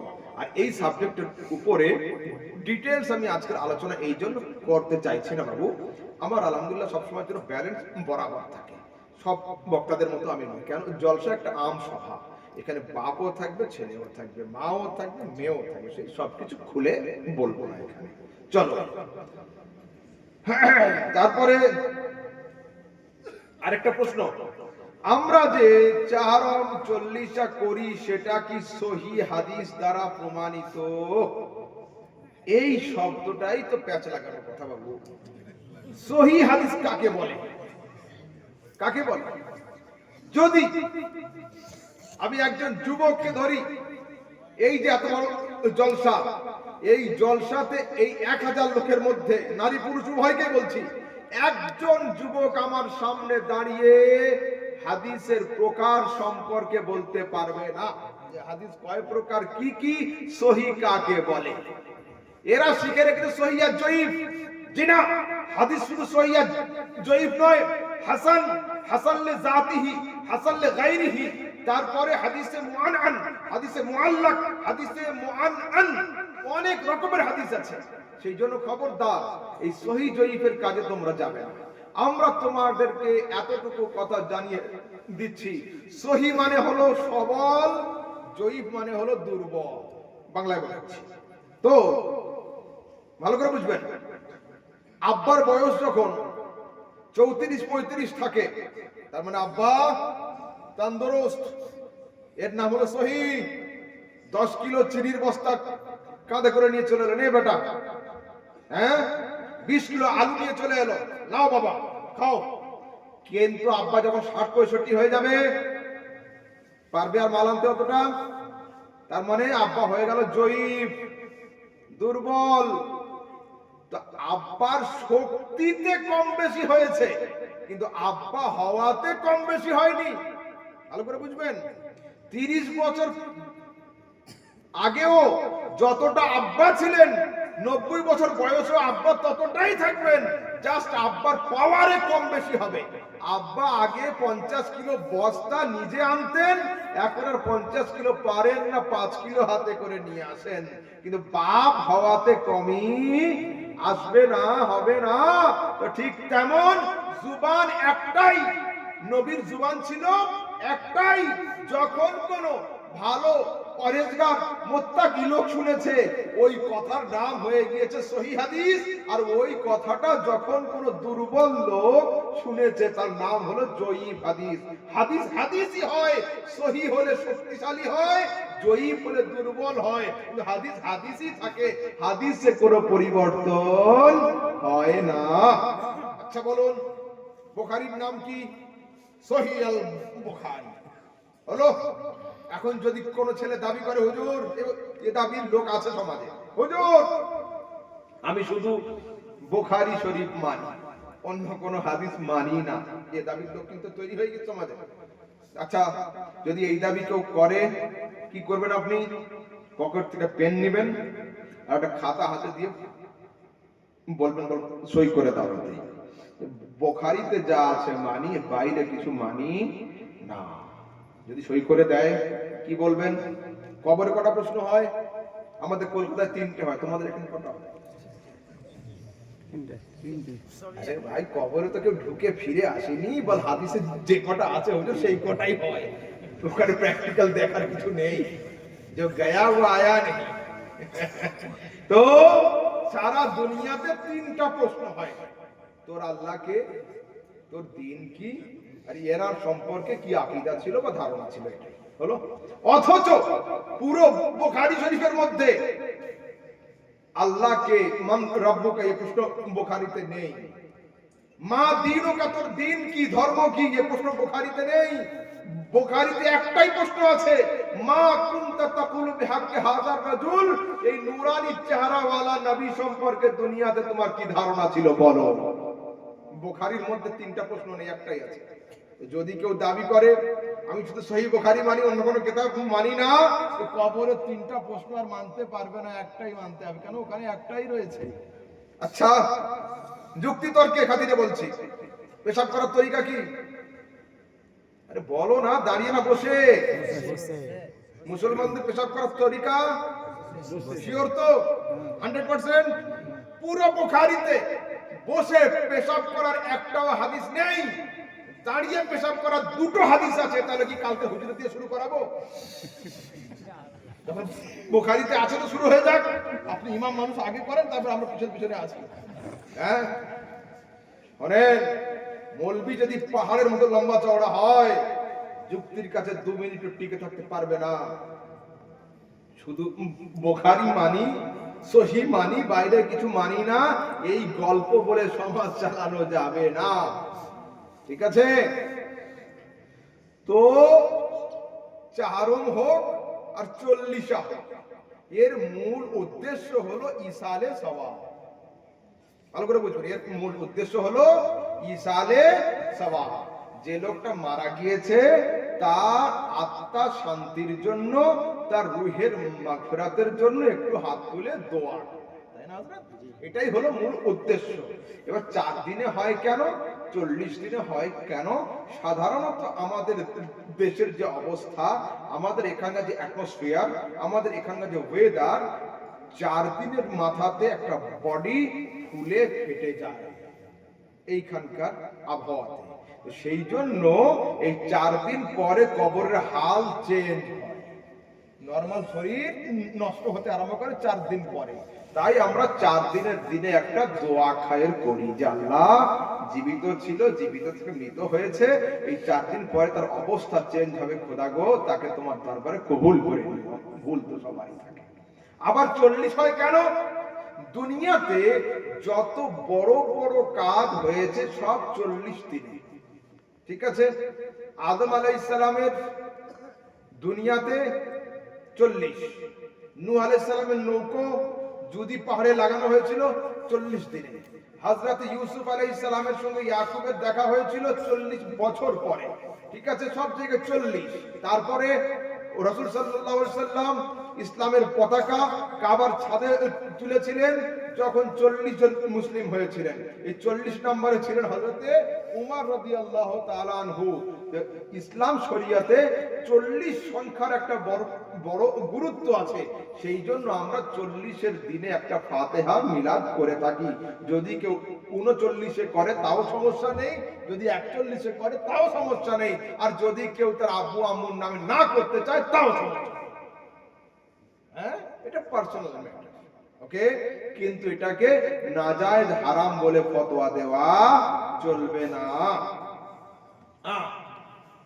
3 নম্বর প্রশ্ন, 4 নম্বর, নামাজের নিয়ম পুরুষ ও মহিলাদের ভিন্ন কেন? যেখানে রাসূল সাল্লাল্লাহু আলাইহি ওয়াসাল্লাম বলেছেন তোমরা নামাজ আদায় করো যেভাবে আমাকে নামাজ পড়তে দেখছো। হলো, আবার লিখে দিয়েছে সহিহ বুখারী হাদিস নাম্বার 603, বাবু ডাক্তারের চেম্বারে গিয়ে কোনো সময় ওষুধের নাম বলবে না, এটা ডাক্তারের সম্মানে আঘাত হয়। আমি এই সাবজেক্টে পণ্ডিত, আমাকে যদি বলে দাও যে হুজুর এত নম্বর হাদিসে আছে, এটা ভুল হবে, ঠিক আছে না? যদি তোমার যোগ্যতা থাকতো তাহলে তুমি এখানে সরাসরি হাদিসটা লিখে দিতে। বাবু নাম্বার এটা হাদিসের কিতাবে ছিল না, নবীর যুগে নাম্বার ছিল না হাদিসের, বুখারীর যুগেও ছিল না, মুসলিমের যুগেও ছিল না, তিরমিজির যুগেও ছিল না, আবু দাউদের যুগেও ছিল না। ইমাম বুখারী রাহমাতুল্লাহ আলাইহি নিজের কিতাব যখন লিখেছেন তাতে নাম্বার ছিল না। আমাদের 24 পরগনাতে একটা লোক আছে একদম আনএডুকেটেড, জিরো লেখাপড়া, ঠিক আছে, তো উনি কিন্তু জিন ভূতের ট্রিটমেন্ট করে, সঙ্গে হোমিও ওষুধও রাখে, ঠিক আছে। তো কোন ওষুধটা কোন কাজের ওটা উনি পড়তে পারবেন না, ওষুধের নামও পড়তে পারবে না। ওষুধের গায়ে বড় বড় শিশিতে লেখা আছে 1, 2, 5, 7, 10, আর একটা ডাক্তারের কাছে গিয়ে খাতাতে লেখা আছে 1 নাম্বার ওষুধটা জ্বরের, 2 নাম্বারটা কাশির, 3 নাম্বারটা পাতলা পায়খানার, 4 নাম্বারটা হ্যাঁ, ওষুধের নামটা লিখতে পারবে না। তো ডাক্তার সাহেব সহজ করে দিয়েছে, জ্বর বললেই 3 নাম্বার ওষুধ খুলে 3 ফোঁটা খাইয়ে দেবে। তো ঠিক আছে, এই হাদিসের নাম্বার যাদের হাদিস শাস্ত্রের নলেজ নেই তারা করে। শোনো বাবা, ইসলামে সব জিনিস বরাবর ধরলে হবে না। কোন হুকুমটা সবার জন্য, কোন হুকুমটা সবার জন্য নয়, কোন আদেশটা সবার জন্য, কোন আদেশটা সবার জন্য নয়, সেটা আমাদের বুঝতে হবে। হ্যাঁ, ঠিক আছে। আমি যদি বলে দিই টয়লেট, যাও ওদিকে টয়লেট আছে, তো টয়লেট 3 ভাগে ভাগ। এক হলো কমন টয়লেট, ওতে নারী পুরুষ উভয় যেতে পারে, আর আরেকটা হচ্ছে মেল, আরেকটা হচ্ছে ফিমেল, আলাদা আলাদা থাকে, ঠিক আছে। যদি টয়লেট বললেই কাজ হয়ে যেত তাহলে মেল ফিমেল বলার দরকার আর ছিল না। নবী সাল্লাল্লাহু আলাইহি ওয়াসাল্লামের সব আদেশ সবার জন্য নয়। বর্ষার সময় নিয়ম আলাদা, শীতের সময়ের নিয়ম আলাদা, গ্রীষ্মকালের নিয়ম আলাদা। নারীদের নামাজ পুরুষদের নামাজের মতো নয়, নারীদের নামাজের স্থান পুরুষদের নামাজের স্থানের মতো নয়। পুরুষের সাতরে আওরাত কতটুকু? নাভি থেকে নিয়ে এই পর্যন্ত, এইটুকু ঢাকলেই পুরুষের ইজ্জত রক্ষা হয়ে গেল। মানে শরীয়তের মিনিমাম যে লেভেল আছে নাভি থেকে নিয়ে হাঁটু পর্যন্ত, কিন্তু মহিলার নাম হলো আওরাত, তাই না? মহিলার নাম আওরাত। মাথার চুল থেকে নিয়ে পায়ের নখ পর্যন্ত পুরোটাই হলো তাদের আওরাত, লজ্জার স্থান, তাদেরকে হেফাজত থাকতে হবে। তাই মহিলারা পুরুষদের মতো এইভাবে হাত তুলবে না, এইটাকে নিয়ে সিনার সঙ্গে সেট করে নিল, যতটুকু আল্লাহু আকবার হবে ততটুকু হাত তুলবে। হলো রুকুতে আমরা যেমন পুরা সোজা হয়ে যাই, মহিলারা করতে পারবে না। কেন? কোন দিক থেকে কোন পুরুষের চোখ যদি তাদের দিকে পড়ে, যেন তাদের দেখে কোনো খারাপ ফিলিংস কারো অন্তরে না জন্মায়। ইসলাম প্রত্যেকটা ধাপে, প্রত্যেকটা জায়গাতে, প্রত্যেকটা স্টেপে মহিলাদের হিজাবের ব্যবস্থা করেছে। সেই জন্য রুকুতে যাওয়ার সময় মা বোনেরা সম্পূর্ণ নয়, এই দুটো এইখানে রেখে যতটুকু ঝুঁকতে পারবে অতটুকু। সেজদাতে যখন যাবে আমাদের কোমর থাকবে উঁচু হয়ে, মহিলাদের কোমর থাকবে নিচু হয়ে। ওখানে নয়, সেজদাতে আমরা যখন যাব এই হাতকে এইভাবে ফাট করে দিয়ে স্ট্রং ভাবে থাকবো, মহিলারা তা থাকতে পারবে না। মহিলারা হলো আদবের জিনিস। এখন তো দেখলাম মসজিদ তৈরি হয়েছে সব জায়গাতে, এর নাম হলো আহলে হাদিস মসজিদ। সব জায়গাতে, আমার টাউনেও হয়েছে। উপর তলাতে মহিলারা, নিচের তলাতে পুরুষরা, ইমাম একটাই, উপরে ফিমেল, নিচে মেল। মহিলাদের জন্য জামাত নেই, জুমা নেই, রোজার ঈদ নেই, বকরা ঈদ নেই, জানাজা নেই, তারাবি আছে সিঙ্গেল সিঙ্গেল, জামাত ভাবে নয়। সেই জন্য খবরদার সেম করার চেষ্টা করবে না। সব জায়গাতে সেম হবে না, বরাবর হবে না। যেমন বাবার সম্পদ মহিলা আর পুরুষ কি একই পাবে হযরত? ছেলে মেয়ে, তাহলে ইকুয়ালিটি সব জায়গায় চলবে না। সেই জন্য ইসলাম যে নিয়ম করেছে ওর মধ্যেই আমাদের সীমাবদ্ধ থাকতে হবে। নিজেরা এক্সট্রা করে কোনো দিন তৈরি করতে গেলে হবে না। মহিলাদেরকে আল্লাহ তাবারক ওয়া তাআলা চারটে জিনিস দেন নাই। কি কি? নবুয়ত, খেলাফত, রিসালাত, ইমামত। দুনিয়ার কোনো মহিলা নবী হয় নাই, কোন মহিলা রাসূল হয় নাই, কোন মহিলা খলিফা হয় নাই, কোন মহিলা মসজিদের ইমাম হয় নাই। মহিলাদের মন খারাপ করার দরকার নেই। আল্লাহ পাক মেয়েদেরকে নবুয়ত দান করেন নাই, কিন্তু নবীদের মা করে দিয়েছেন। রাসূল করেন নাই, রাসূলদের স্ত্রী করে দিয়েছেন। ঠিক আছে? আচ্ছা আসুন সমাজের সংস্কারমূলক দু চারটে হাদিস শোনাই। এখন আমাদের সমাজে অনেক ফিতনা না, অনেক সমস্যা না, এ সম্পর্কে একটা হাদিস, তিরমিজির হাদিস। মন খুলে শুনুন, ইনশাআল্লাহ তাবারক ওয়া তাআলা অনেক কিছু জানতে পারবেন। রাসূল বলছেন, ইযা ফাআলা উম্মতি 15 খাসলাতান হাল্লা বিহাল বালা। যখন আমাদের সমাজের মানুষরা এই 15টা খারাপ কাজের সঙ্গে যুক্ত হবে, আসমান থেকে বালার দরওয়াজা তাদের জন্য খুলে দেওয়া হবে। আল্লাহু আকবার। কটা? 15টা। কি কি? ইযা কানাল মাগনামু দুআলা ওয়াল আমানাতু মাগনামা ওয়াজ যাকাতু মাগরামা ওয়া আতাআ আর-রাজুলু যাওজাতাহু আক্কা উম্মাহু বাররা সাদিকাহু জাফা আবাহু ওয়ারতাফাআতিল আসওয়াতু ফিল মাসাজিদ ওয়া শুরিবাতিল খুমুর লুবিসাল হারির ওয়াত্তাখিযাতিল কিহনাতুল মাআযিফ। শুনেন, রাসূল বলছেন যখন সমাজে আমানতে খেয়ানত হবে, আসমান থেকে বালার দরওয়াজা খুলে দেওয়া হবে। আমানতে খেয়ানত হচ্ছে না? হচ্ছে না? হচ্ছে না? হচ্ছে না? আমানতে খেয়ানত হচ্ছে না? হচ্ছে না? সমাজে অ্যাভেলেবল। তারপরে যখন গরিব মিসকিনের সম্পদকে, গরিব মিসকিনের অংশকে সমাজের নেতারা নিজেদের প্রাইভেট প্রপার্টি মনে করে খাবে, আসমান থেকে বালার দরওয়াজা খুলে দেওয়া হবে। হচ্ছে না? হচ্ছে না? সমাজে অ্যাভেলেবল এগুলো। তারপরে ওয়াজ যাকাতু মাগরামা, সমাজে যখন যাকাত জরিমানার মাল হবে, যেমন একটা লোকের পকেটে একটা যদি টিকিট না থাকে আর প্ল্যাটফর্মে টিকিট সঙ্গে সাক্ষাৎ হয়, চেহারা কেমন হবে?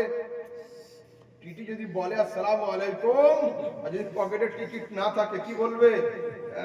স্যার আজকে টিকিট কাটতে পারিনি। ওয়া আলাইকুম আসসালাম। হ্যাঁ, ওয়া আলাইকুম আসসালাম পরে হবে, ওটা কিন্তু আগে হবে। তা বলতে সমাজে যখন বড় বড় ধনীদেরকে আলেমরা যাকাতের মসলা শোনাবে, ওদের চেহারাগুলো কেমন হবে? তা বলছে টিকিট ছাড়া, টিটির সামনে প্যাসেঞ্জারের চেহারা যেমন বাংলা 5 হয়ে যায়, এদের চেহারাগুলো তেমন হয়ে যায়। হচ্ছে না সমাজে? তারপরে শুনুন, এবার খুব আশ্চর্যের কথা বলছি। হাদিসে রাসূল বলছেন, ওয়া আতাআর রাজুলু যাওজাতাহু ওয়া আক্কা উম্মাহু, যে সমাজের যুবকরা স্ত্রীর মহব্বতে মাকে ধাক্কা মারবে, আসমান থেকে বালার দরওয়াজা খুলে দেওয়া। এই যুবক আছে না এই সমাজে? এত চুপ থাকলে কিন্তু এই অঞ্চলের নাম জান্নাত রেখে দেবে। এই ছেলে যেখানে থাকবে না সেই অঞ্চলের নাম জান্নাত হয়ে যাবে। আছে না? নেই? বাড়িতে বাড়িতে এই ছেলে রয়েছে। আরে শুধু হাত দিয়ে ধাক্কা মারলে ধাক্কা হয় না, মুখ দিয়েও ধাক্কা মারা যায়। হাদিসে কি বলছেন রাসূল? যে সমাজের যুবকরা স্ত্রীর মহব্বতে মাকে ধাক্কা মারবে, আসমান থেকে বালার দরওয়াজা খুলে দেওয়া। আল্লাহু আকবার, কি নজর আমার! তারপরে বাররা সাদিকাহু ওয়া জাফা আবাহু, যে সময়ে সমাজের যুবকরা বন্ধুদেরকে সন্তুষ্ট করার জন্য আব্বার সঙ্গে উঁচু আওয়াজে ঝগড়া করবে, আসমান থেকে বালার দরওয়াজা ওর জন্য খুলে দেবে। আল্লাহ, এই ছেলে বাড়িতে বাড়িতে বাড়িতে বাড়িতে।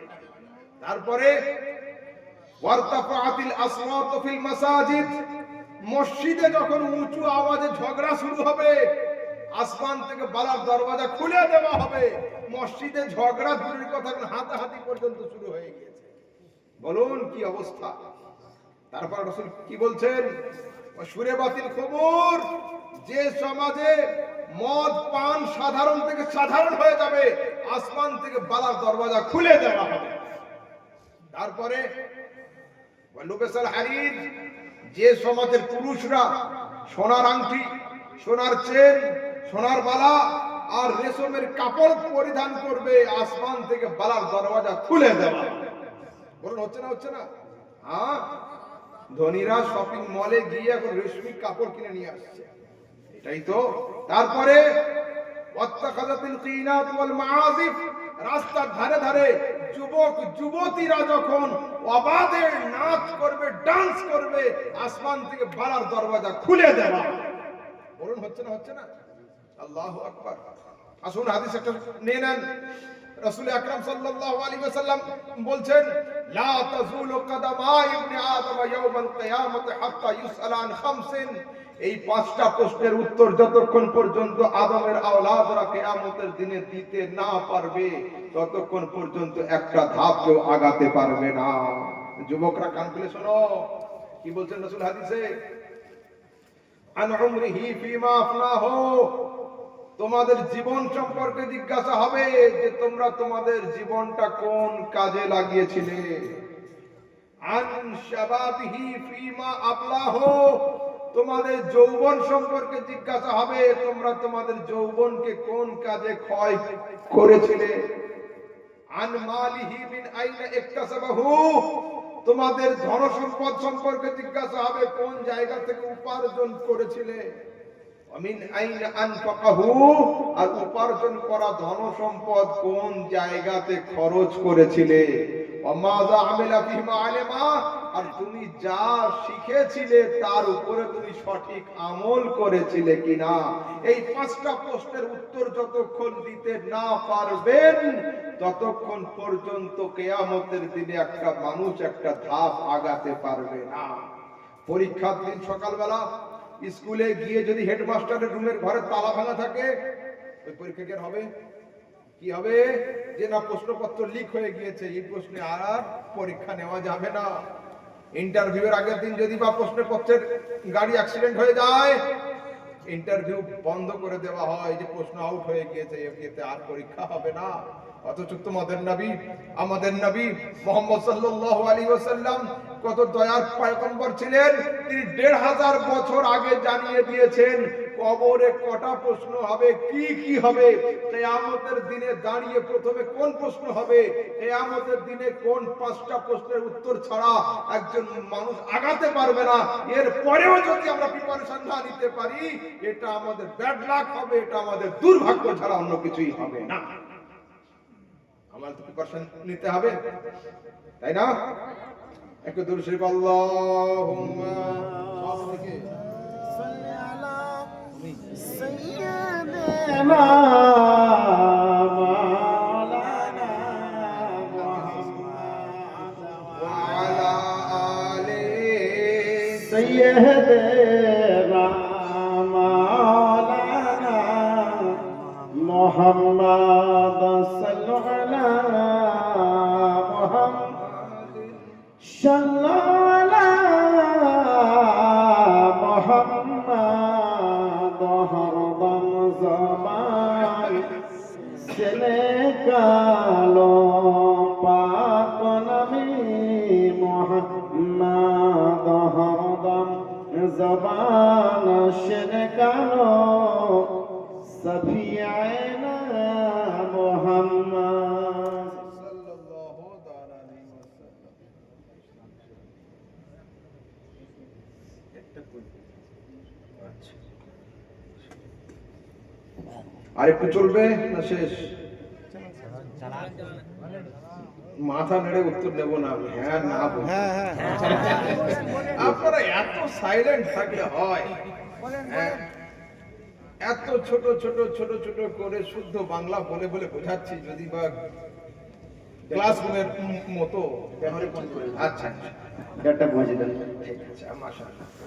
আর আমি আপনার মাইকে খুব সন্তুষ্ট আজকে, বেশ কদিন থেকে ভালো মাইক হচ্ছে না, আপনার মাইক খুব সুন্দর হচ্ছে, মাশাআল্লাহ, বলে খুব ভালো হচ্ছে। আচ্ছা, এবার শোনেন, বুখারী শরীফের একটা হাদিস শোনেন। রাসূল আকরাম সাল্লাল্লাহু আলাইহি ওয়াসাল্লাম বলছেন, একজন মানুষকে যখন কবরে শুইয়ে দিয়ে দাফনের কাজ কমপ্লিট করে আমরা ফিরে যাই, আতাহু মালাকান, দুইজন ফেরেশতা ওর কবরে উপস্থিত হয়। কয়জন? দুইজন। ওয়ায়ুকিদানিহি, এই দুইজন ফেরেশতা ওকে উঠিয়ে বসায়। হলো, উঠিয়ে বসায়। তারপরে জিজ্ঞাসা করে, মা কুনতা তাকুলু বিহাক্কি হাযার রাজুল, এই নূরানি শাকলওয়ালা ইনসান সম্পর্কে দুনিয়াতে তোমার কি ধারণা ছিল বলো। হলো, তো ইযা কানা রাজুল মুমিনান, লোকটা যদি মুমিন হয়, কি উত্তর দিবে? হাযা নবিয়ুনা মুহাম্মাদুন সাল্লাল্লাহু আলাইহি ওয়াসাল্লাম, ইনি হলেন আমাদের নবী মুহাম্মদ সাল্লাল্লাহু আলাইহি ওয়াসাল্লাম। ওয়াইজা কানা রাজুল কাফিরান, লোকটা যদি কাফের হয়, ঈমানদার না হয়, বেঈমান হয়, কি উত্তর দিবে? হা হা লা Adori, sorry I don't know, আমি জানি না, আমি জানি না। হলো, ফেরেশতারা ডান দিকের যে লোকটা সঠিক উত্তর দিল, ওকে ধরে বলল, দেখ, অনজুর ইলা মাকআদিকা মিনান নার, বাম দিকে তাকা, তোর জন্য জাহান্নামের দরওয়াজা রেডি ছিল। কাদ আবদালাকাল্লাহু মাকানাকা মিনান নারে ইলাল জান্নাহ, নবীকে চিনতে পারার কারণে আল্লাহ পাক তোর জাহান্নামের দরওয়াজাতে তালা দিয়ে জান্নাতের দরওয়াজাকে খুলে দিয়েছে। কাকে চিনতে পারার কারণে জাহান্নাম বন্ধ হলো? নবীকে। কাকে চিনতে পারার কারণে জান্নাত খুলে গেল? নবীকে, তাই না? মানুষ একটাই, চিনতে পারলে জান্নাত খুলে যাবে, না চিনতে পারলে জাহান্নাম খুলে যাবে। ও পৃথিবীর মানুষ, যদি মানতে হয় তাকে মানো, জানতে হয় তাকে জানো, শিখতে হয় তার কাছে শিখো। আরে যাকে মানলে জান্নাত ওয়াজিব হয়ে যায় আর জাহান্নাম হারাম হয়ে যায়। আচ্ছা, এই হাদিসের শেষ অংশে রাসূল বলছেন, ওয়া ইন্নাহু লা ইয়াসমাউ কারআনি আলিহিম, লোকটা কবরে শুয়ে শুয়ে তোমাদের চপ্পলের খসখস আওয়াজ শুনতে পায়। বুখারীর হাদিস। তো যদি একজন সাধারণ পাপী মানুষ কবরে শুয়ে শুয়ে আপনার আমার চপ্পলের খসখস আওয়াজ শুনতে পায়, আমাদের নবী কবরে শুয়ে শুয়ে উম্মতের দরুদ আর সালাম কি শুনতে পাবেন না? হ্যাঁ, আসুন সরাসরি হাদিসের মধ্যে রাসূল বলছেন, সাল্লু আলাইয়া ইয়াউমাল জুমআতি কাসীরান লিআন্না সালাতাকুম মা'বুদাতুন আলাইয়া। ও পৃথিবীর মানুষ, তোমরা আমার উপরে বেশি বেশি করে দরুদ আর সালাম পাঠ করো, এই জন্য যে তোমাদের দরুদ আর সালামকে আমার কাছে পৌঁছে দেওয়া হয়। যারা ট্রেনে সফর করে ওরা জানে ট্রেনের সিট দুই রকমের হয়, তাই না? কি কি হয়? চালু হয়, রিজার্ভ হয়। চালু টিকিটে ট্রেনে উঠলে কখনো সিট পাওয়া যায়, কখনো সিট পাওয়া যায় না। রিজার্ভেশনে ট্রেনে উঠলে সিট আগে থেকে অপেক্ষা করে। তো পৃথিবীর মানুষ, দুনিয়াতে অনেক লোক আছে আনরিজার্ভ দরুদ পড়ে, অনেক লোক চালু দরুদ পড়ে। কেমন? যে মোহাব্বত নেই, অন্তরে জজবা নেই, ইশক নেই, প্রেম নেই, ভালোবাসা নেই। ডান দিক থেকে আওয়াজ হলো আল্লাহুম্মা সাল্লি আলা, ও তাকিয়ে পড়ছে আল্লাহুম্মা সাল্লি আলা। বাম দিক থেকে আওয়াজ হলো ইয়া নবী সালামু আলাইকা, ধিড়কে উঠে পড়ছে ইয়া নবী সালামু আলাইকা। যদি কেউ মোহাব্বত ছাড়া, প্রেম ছাড়া, ভালোবাসা ছাড়া দরুদ পড়ে, আমি রহমতের নবী ওর দরুদকে ফেলে দিই না। ফেরেশতারা কুড়িয়ে কুড়িয়ে নিয়ে এসে আমার দফতরে দিয়ে দেয়। কিন্তু যদি কেউ ইশকের সঙ্গে, জজবার সঙ্গে, প্রেমের সঙ্গে দরুদ পড়ে, আমি নবী কোনো ফেরেশতার মাধ্যম ছাড়া ইন্নী আসমাউ সালাতা আহলে মুহাব্বতি, আরে প্রেমিকদের দরুদকে আপন কর্ণ দ্বারা শ্রবণ করে থাকি। যদি দরুদ প্রেমের সঙ্গে হয়, আমি নিজে শুনি। আচ্ছা বলুন তো, আমরা এখন মাল্টিমিডিয়ার যুগের মানুষ, তাই না? আমাদের হাতে থাকে 24 ঘন্টা মোবাইল ফোন। মোবাইল একটা অপশন আছে না, ফ্লাইট মোড, কি আছে না? নেই ফ্লাইট মোড। কি হয় এটা? অন করে দিলে নেটওয়ার্ক আউট হয়ে যায়, তাই না? যদি ইচ্ছা হয় যে একটা লোক বারবার কল করছে, কি করবো? ফ্লাইট মোড অন করে দাও, আর কল ঢুকবে না। মোবাইল ফোন নিয়ে যখন আমরা প্লেনে সফর করি, তো প্লেন যখন 400-500 মিটার উপরে উঠে যায়, তো ফ্লাইট মোড অন হয়ে যায়। ওই সময় নেটওয়ার্ক আউট হয়ে যায়, কল যায় না, কল আসে না। মোবাইল ফোন নিয়ে যদি আমরা পানির জাহাজে সফর করি, তো জাহাজ যখন সমুদ্রের মাঝখানের দিকে চলে যাবে, ডিসপ্লেতে লেখা উঠবে out of service, out of coverage, network সীমার বাইরে। এই সময় মেসেজ যাবে না, মেসেজ আসবে না। রাসূলকে জিজ্ঞাসা করছি, ইয়া রাসূলুল্লাহ, মুহাম্মাদি টাওয়ারের পাওয়ার কতটা? আরবে গিয়ে ইয়া নবী করলে তবে শুনবেন, মক্কাতে গিয়ে আল্লাহুম্মা সাল্লি আলা করলে তবে শুনবেন। রাসূল বলছেন, না, আসমাউ সালাতাকুম আইনামা কুনতুম হাইসামা কুনতুম, পৃথিবীর যে প্রান্ত থেকে দরুদ সালাম পড়ো না কেন, মুহাম্মাদি টাওয়ার তোমাদের দরুদকে ক্যাচ করে আমার কানে পৌঁছে দিয়ে দেয়। আচ্ছা বলুন তো, যদি আমরা বীরভূমের লোক আগামী কাল ডিএম অফিসে গিয়ে রেজুলেশন পাস করি, ইনকিলাব জিন্দাবাদ, দরুদ সালাম বন্ধ থাক, বন্ধ হবে? মুর্শিদাবাদের লোক পড়বে, যদি পশ্চিমবঙ্গের লোক না পড়ে, বিহারের লোক পড়বে, যদি ভারতের লোক না পড়ে, পাকিস্তানের লোক পড়বে। দরুদ সালাম বন্ধ হবে না। কিন্তু যদি সারা দুনিয়ার সমস্ত লোক ইউনাইটেড নেশনে গিয়ে একসঙ্গে হয়ে দরুদ সালাম বন্ধ করে দেয়, বন্ধ হবে? কেন হবে না? আলা কাবুল আহবার, হযরত কাবুল আহবার বলছেন, মা মিন ফজরিন ইল্লা ইয়াতলু 70000 মিনাল মালায়েকা হাত্তা ইয়াহফু বিল কবর ওয়া ইয়াযরিবুনা বিআজনিহাতিহিম ওয়া ইউসাল্লুনা আলান নবী। প্রত্যেক দিন ফজরের সময় 70,000 ফেরেশতা আসমান থেকে জমিনের দিকে নেমে আসে, নবীর কবরকে ঘিরে রাখে। ওয়া ইউসাল্লুনা আলান নবী, নূরানি ডানা দিয়ে নবীর মাজারের উপরে হাওয়া করতে থাকে। ওয়া ইউসাল্লুনা আলান নবী, নবীর উপরে দরুদ আর সালাম পড়তে থাকে। ওয়াইজা আমসু আরাজু, যখন সন্ধ্যা হয়, এই 70,000 ফেরেশতা অল্টারনেট ডিউটিতে আসমানের দিকে চলে যায়। নতুন 70,000 ফেরেশতা ওইখানে উপস্থিত হয়। তারা নবীর উপরে পরের দিন সকাল পর্যন্ত দরুদ আর সালাম পড়তে থাকে। অর্থাৎ প্রত্যেক দিন 1,40,000 ফেরেশতা নবীর উপরে দরুদ আর সালাম পাঠ করে। দুনিয়ার লোক যদি দরুদ সালাম পড়া বন্ধ করে দেয়, তবুও কিন্তু বন্ধ হবে না। সেই জন্য খবরদার, দরুদ সালাম পড়া কেউ বন্ধ করবেন না, কেউ ছাড়বেন না, ঠিক আছে? আর আপনারা আহলে সুন্নাতের সঠিক আকীদার উপরে মজবুত ভাবে দাঁড়িয়ে থাকবেন। হ্যাঁ, কারোর কোনো কথা শুনে আহলে সুন্নাতের আকীদা থেকে দূরে সরবেন না। কারো কোনো প্রশ্ন আছে যুবকরা? আকীদাগত কোনো প্রশ্ন? আকীদাগত আমল চলাচল এর জন্য কোনো প্রশ্ন আছে কারোর?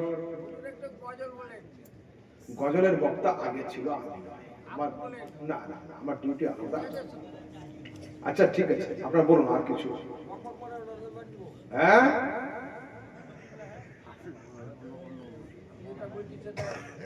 কোনো প্রশ্ন আছে? আচ্ছা, তো আপনাদের কোনো প্রশ্ন নেই?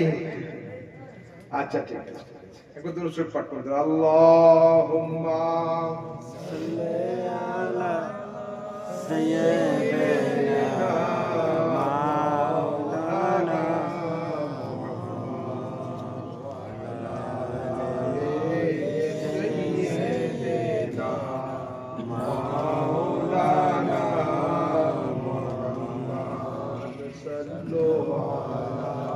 محمد صلوا على محمد صلوا على محمد هر دم شان کالا پاک نبی محمد ہردم زبان شان کالا شفیعنا محمد সাল্লাল্লাহু তাআলা আলাইহি ওয়াসাল্লাম। আচ্ছা, ফরজ নামাজের পরে দোয়া হয় না? এখন দেখছি আমাদের সমাজে অনেক জায়গাতে এই দোয়াটাকে উঠিয়ে দেওয়া হচ্ছে, বা অনেক যুবক দেখছি দোয়ার সময় ইচ্ছাকৃত তারা হাত তুলছে না, তাই না? হাত এভাবে রেখে দিচ্ছে বা ওরা পড়ছে কিছু। দেখুন, তাদের দাবি হলো এই দোয়া নাকি হাদিস কোরআনে নেই। কোরআন শরীফ 30 নম্বর পারা সূরা আলাম নাশরাহ আছে। এই সূরা আলাম নাশরার শেষ আয়াত ফাইদা ফারাগতা ফানসাব ওয়া ইলা রাব্বিকা ফারগাব, যখন তুমি শেষ করবে তখন মন দাও। কোনটা শেষ করে কোন দিকে মন দাও এ কথা লেখা নেই। হলো এই আয়াতের ব্যাখ্যাতে হযরতে আব্দুল্লাহ ইবনে মাসউদ বলছেন ফাইদা ফারাগতা ফানসাব আই ফাইদা ফারাগতা মিনাস সালাতি ফানসাব ইলা দুআ, যখন তোমরা নামাজ শেষ করবে তখন দোয়াতে মন দিয়ে দাও। হলো, এবার কোন নামাজের পরে? ফরজের পরে না জোহর মানে ফজর, ফরজের পরে না ওয়াজিবের পরে না সুন্নাতের পরে নফলের পরে? নামাজ তো অনেক রকমের আছে, এ সম্পর্কে হাদিস আসছে আন কাতাদাতা ওয়াদ-দাহাক ওয়া মাকাতিলা ফি কওলি তাআলা ফাইদা ফারাগতা ফানসাব আই ফাইদা ফারাগতা মিনাস সালাতিল মাকতুবাতি ফানসাব ইলা দুআ, যখন ফরজ নামাজ শেষ করবে তখন দোয়াতে মন দিয়ে দাও। যখন ফরজ নামাজ শেষ করবে। প্রশ্ন হলো এই, জোর বলছি কি দেওবন্দি আর সুন্নি মাযহাবের মেয়ে ছেলেকে বিয়ে দেওয়া হবে? আচ্ছা, এখন প্রশ্ন হলো এই ফরজ নামাজের পরে যে দোয়া, সিহাসিত্তার কোন হাদিসে আছে না নেই? জি হ্যাঁ, সিহাসিত্তার তিরমিজি শরীফের হাদিসে আছে। সিহাসিত্তার তিরমিজি শরীফের হাদিসে আছে, রাসূল আকরাম সাল্লাল্লাহু আলাইহি ওয়াসাল্লাম কে জিজ্ঞাসা হলো আন আবি উমামা আল বাহিলি قال কিলা ইয়া রাসূলুল্লাহ আইয়ু দুআ আসমা, কোন সময়ের দোয়া আল্লাহ বেশি কবুল করেন? قال جوف الليل الاخر ودبر الصلوات المكتوبات, প্রত্যেক রাতে ফজর, প্রত্যেক রাতে তাহাজ্জুদের পরে গোপন সময়ের গোপন দোয়া আল্লাহ বেশি কবুল করে থাকেন, আর ফরজ নামাজের পরের দোয়া আল্লাহ বেশি কবুল করে থাকেন। সরাসরি সিহাসিত্তার হাদিস। আচ্ছা, আমরা যখন কবরে মাটি দিই কি পাঠ করি? কি পাঠ করি? হ্যাঁ বলুন বলুন। জি মাশাআল্লাহ, তারা কি একটা লোকই জানে, আপনারা কি জানেন না? হ্যাঁ এ বাবু, মুখস্থ করেছো দোয়াটা? হ্যাঁ, এই মুখস্থ হয়েছে? এগুলো মুখস্থ করতে হবে। হ্যাঁ, কোন ক্লাস? 7-6টা কোন ক্লাস? হ্যাঁ হ্যাঁ, ক্লাস 10 মাধ্যমিক দিবে এবারে? হ্যাঁ, মাধ্যমিক হয়ে গেছে, দোয়া মুখস্থ হয়েছে? মিনা করা কোন জানো? বাহ, খুব সুন্দর। এখন দাবি হলো এই, এরা দাবি করছে মিনহা খলাকনাকুম ওয়া ফিহা নুঈদুকুম ওয়া মিনহা নুখরিজুকুম তারাতান উখরা, এটা হাদিস কোরআনে নেই। বিসমিল্লাহ বলো আর মাটি দিয়ে বাড়ি চলে যাও। শুনেন, মিনহা খালাকনাকুম, এই দোয়াটা আমার লেখা নয়, গাউস পাকের লেখা নয়, আবু বকর সিদ্দিক লিখে যাননি, হযরত আলী লেখেন নাই, এমন কি এটা আমার নবীর লেখাও নয়, এটা কোরআন শরীফ সূরা তাহার শেষের দিকের একটা আয়াত। ঠিক আছে, এইবার আসুন হাদিসে আছে না নেই, নোট করুন মাথাতে। মুসনাদ আহমদ বিন হাম্বল ১২,২৮৭ নম্বর হাদিস, ১২,২৮৭ নম্বর হাদিস। عن أبي أمامة الباهلي قال لما أودعت أم كلثوم بنت رسول الله في القبر, যেদিন রাসূলের মেয়ে হযরতে উম্মে কুলসুমকে কবরে শোয়ানো হলো ইন্তেকালের পরে, قال رسول الله, রাসূল পাঠ করলেন, মিনহা খালাকনাকুম ওয়া ফিহা নুঈদুকুম ওয়া মিনহা নুখরিজুকুম তারাতান উখরা। ঠিক আছে, সরাসরি হাদিসে আছে। মাটি আমরা একবারে দিই না তিনবারে? জিজ্ঞাসা করে নেন, নয়তো কালকে চায়ের দোকানে ধরবে যে ওই তিনবারের হাদিসটা বললো না তো। হ্যাঁ, নোট করুন। তাফসীর ইবনে কাসির আহলে হাদিসদের সামনে যে কিতাবটা দিলে বরফের মতো ঠান্ডা হয়ে যাবে, তার নাম হলো তাফসীর ইবনে কাসির। এই তাফসীর ইবনে কাসিরের পঞ্চম খণ্ডে লেখা আছে, হাজারা জানাজাতান, রাসূল সাল্লাল্লাহু আলাইহি ওয়াসাল্লাম একটা জানাজাতে হাজির হয়েছেন, সাল্লাল্লাহু আলাইহি, রাসূল জানাজা পড়িয়ে দিয়েছেন, فأخذ قبضة من التراب وألقاها في القبر وقال منها خلقناكم, রাসূল এক মুঠো মাটি হাতে নিলেন এবং পাঠ করলেন মিনহা খালাকনাকুম এবং কবরের উপরে রেখে দিলেন। সুম্মা আখাযা কাবযাতান উখরা, দ্বিতীয় মুঠো মাটি নিলেন, কবরের উপরে রেখে দিলেন, দ্বিতীয় অংশটা পাঠ করলেন। সুম্মা আখাযা কাবযাতান উখরা, তৃতীয় অংশ পাঠ করলেন, এক মুঠো মাটি নিলেন এবং কবরের উপরে দিয়ে দিলেন।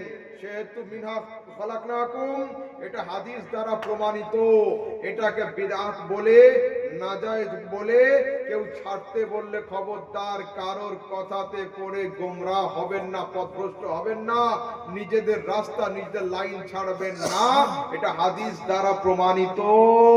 রাসূল পড়েছেন, এটাও হাদিসে আছে, তিনবারে মাটি দিয়েছেন রাসূল, এটাও হাদিসে রয়েছে। বুঝাতে পারলাম? ঠিক আছে। কবরস্থানে গিয়ে আমরা কি পাঠ করি? আসসালামু আলাইকুম ইয়া আহলাল কুবুর, তাই তো? বাংলাদেশের হুজুর আব্দুর রাজ্জাক বিন ইউসুফ নাম শুনেছেন? একজন আছে আহলে হাদিসদের বড় পণ্ডিত, উনি বলেছেন এটা হুজুরদের তৈরি করা দোয়া, এটা হাদিসে নেই, অথচ সিহাহ সিত্তার তিরমিজি শরীফের হাদিসে আছে, মাররা রাসূলুল্লাহ সাল্লাল্লাহু আলাইহি ওয়াসাল্লাম বিকুবুরিল মদিনা, রাসূল সাল্লাল্লাহু আলাইহি ওয়াসাল্লাম জান্নাতুল বাকি নামক কবরস্থানের পাশ দিয়ে হাঁটছিলেন। ফাআকবালা আলাইহিম বিওয়াজহিহি, রাসূল সাল্লাল্লাহু আলাইহি ওয়াসাল্লাম নিজের চেহারাটা কবরস্থানের দিকে করলেন, সুম্মা ক্বাল, এবং পাঠ করলেন, আসসালামু আলাইকুম ইয়া আহলাল কুবুর ইয়াগফিরুল্লাহু লানা ওয়া লাকুম আনতুম সালাফুনা ওয়া নাহনু বিল আসার। আমরা যেটা পড়ে থাকি কবরস্থানে গিয়ে, এটাও হাদিস দ্বারা প্রমাণিত, সিহাহ সিত্তার হাদিসে রয়েছে। ঠিক আছে, সামনে আসছে তারাবি, এখন শুরু হবে ৮ আর ২০, ৮ আর ২০ শুরু হবে, ৮ আর ২০। আচ্ছা বলুন তো, যদি যুক্তির খাতিরে বলছি, যদি আল্লাহ পাক কিয়ামতের দিনে বলেন যে ৮ রাকাত তারাবিটা সঠিক ছিল, হলো ৮ রাকাত, তোমরা কত পড়ো? আপনারা কত পড়েন? ২০, আমিও ২০ পড়ি, চিন্তা নেই, আমরা সারা জীবন ২০। আর যদি আল্লাহ কিয়ামতে বলে যে ৮ রাকাত তারাবিটাই ঠিক ছিল, আমরা কি করব? হাসবো, রিল্যাক্স করব। কেন? আল্লাহ চেয়েছে মাত্র ৮, রয়েছে ২০। ফেরেশতাদের কাছে যাব, গিয়ে বলবো ৮ রাকাত তারাবির খাতায় লেখো আর ১২ রাকাত নফলের খাতায় জমা করে রাখো। হ্যাঁ, প্রয়োজনে পুঁজি লাগবে ওখানে। আর যদি আল্লাহ বলে দেয় যে ২০ রাকাত তারাবিটা ঠিক ছিল, আহলে হাদিস ভাইরা কি করবে? দুটো অপশন, আল্লাহ আরেকবার দুনিয়ায় যেতে দাও, পড়ে আসি, আর নয়তো তোমরা কি ধার দিবে। দুটো অপশন, আল্লাহ দুনিয়াতে পাঠাবেও না, আর আমরা কিয়ামতের দিনে ধার দেব। সেই জন্য আল্লাহর আদালতে যাওয়ার আগে বেশি করে নিয়ে যাও, কম পড়লে সমস্যা, বেশি থাকলে সমস্যা নেই। বাস শেষ করছে এই পর্যন্ত। শীতের রাত, না অনুরোধ করবেন না? আচ্ছা ঠিক আছে, আচ্ছা বলুন, আপনাদের কারো কোনো প্রশ্ন আছে ভাই? হ্যাঁ হ্যাঁ বলুন বলুন, আপনি বলুন। কি বলছে?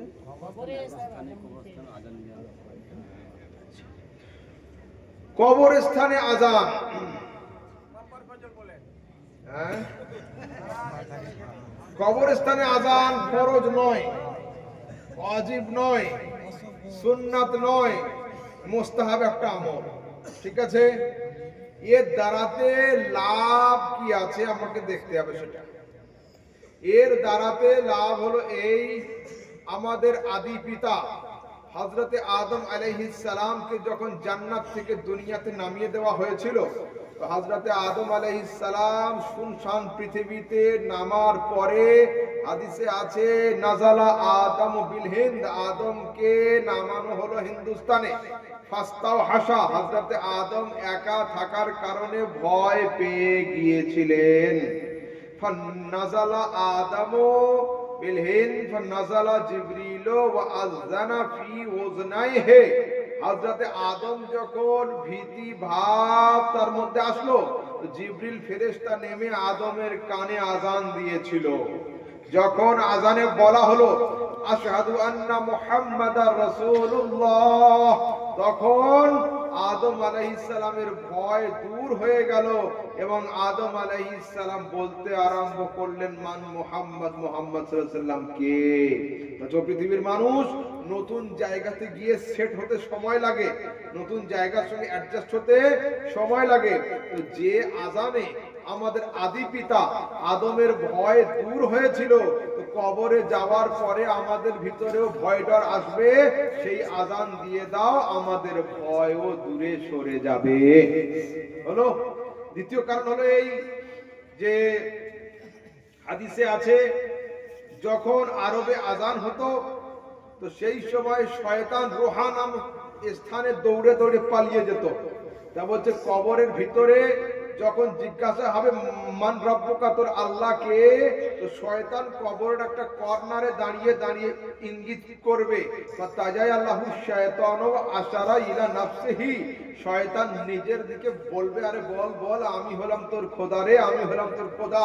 তা বলছে সেই জায়গাতে আযান দিয়ে দাও, শয়তান যেন ওখান থেকে সরে যায় আর আমাদের মাইয়া সুস্থভাবে প্রশ্নের উত্তর দিতে পারে। হলো তারপরে নিচে তিনটা প্রশ্ন হবে, মান রব্বুকা, তোর রব কে, উপর থেকে আওয়াজ হবে আল্লাহু আকবার, আল্লাহু আকবার, উত্তর চলে এলো রব্বি আল্লাহ, আমার প্রতিপালক হলেন আল্লাহ। নিচে প্রশ্ন হবে মা দীনুকা, তোর দিন কি, একমাত্র ইসলাম ধর্মে আযান হয়, বাকি কোন ধর্মে আযান হয় না। অটোমেটিক প্রশ্নের উত্তর তৈরি হয়ে যাবে দীনি আল ইসলাম, আমার ধর্মের নাম হলো ইসলাম। যখন নিচে প্রশ্ন হবে মা কুনতা তাকুলু বিহাক্কি হাযার রাজুল, এই চন্দ্রমুখী মানুষ সম্পর্কে তোর কি ধারণা ছিল বল, উপর থেকে আওয়াজ আসবে আশহাদু আন্না মুহাম্মাদার রাসূলুল্লাহ, তখন নিচে উত্তর তৈরি হবে হাযা নবিয়ুনা মুহাম্মাদুন সাল্লাল্লাহু আলাইহি সাল্লাম, ইনি হলেন আমাদের নবী মুহাম্মদ সাল্লাল্লাহু আলাইহি সাল্লাম। হলো তো আযানে উপকার আছে, অপকার নেই। আর বলুন আর কিছু, আর কিছু, বাস শেষ করছি এই পর্যন্ত। আল্লাহ তাবারক ওয়া তাআলা আপনাদের আমাদের সবার হেফাজত করেন। ইনশাআল্লাহ তাবারক ওয়া তাআলা আবার কোন সময় আলোচনা করব। আর আপনারা এখানে একটা বাংলা লাইব্রেরি করুন, কমিটির যারা ভাই আছো ইয়ং জেনারেশন, আমি তোমাদেরকে রিকোয়েস্ট করব, বিদেশি সৈনিক দূর থেকে নিয়ে এসে অনেকক্ষণ যুদ্ধের দিকে থাকা যায় না, তাই না? নিজেদেরকে ক্যাম্প তৈরি করতে, এই জায়গাতে মসজিদ আছে, যখন একটা লাইব্রেরি তৈরি হোক, ওখানে বাইরের দিকে আলমারি দিয়ে দেওয়া হোক, Bangla library, unity is power, weekly একটা তালিমের ব্যবস্থা। সব দিনে যে আলেমরা থাকবে তা থাকার প্রয়োজন নেই। 10 জন ছেলে জুটে গেলে তার মধ্যে যে ছেলেটা ভালো বাংলা পড়তে পারে সে পড়লো, বাকি 9 জন শুনলো। তার মধ্যে যদি কোনো প্রশ্ন থেকে থাকে প্রশ্নগুলো নোট করা হলো, শুক্রবার দিন মৌলানা সাহেবের হাতে প্রশ্নগুলো দিয়ে দেওয়া হলো যে আজকে আমভাবে বক্তব্য হবে না, এই 10টা প্রশ্নের উপরে আপনার ডিসকাশন হবে। ঠিক আছে, এতে আমাদের জ্ঞান বাড়বে এবং আমরা একে অপরের সঙ্গে সাক্ষাৎ করব, একে অপরের খোঁজ খবর নেব, ইউনিটি বাড়বে, আর ইউনিটি বাড়লে পাওয়ার বাড়বে। ঠিক আছে, এই পর্যন্ত শেষ করছি। বলার মধ্যে যদি কোনো শাব্দিক ত্রুটি হয় আল্লাহ তাবারক ওয়া তাআলা যেন ক্ষমা করেন। ওয়া আখিরু দাওয়ানা আলহামদুলিল্লাহি রাব্বিল আলামিন। আসসালামু আলাইকুম ওয়া রাহমাতুল্লাহি ওয়া বারাকাতুহু। ইয়া নবী নবী সালাম আলাইকা ইয়া সালাম আলাইকা ইয়া হাবিব সালাম আলাইকা সালাতুল্লাহ আলাইকা ইয়া রাসূলুল্লাহ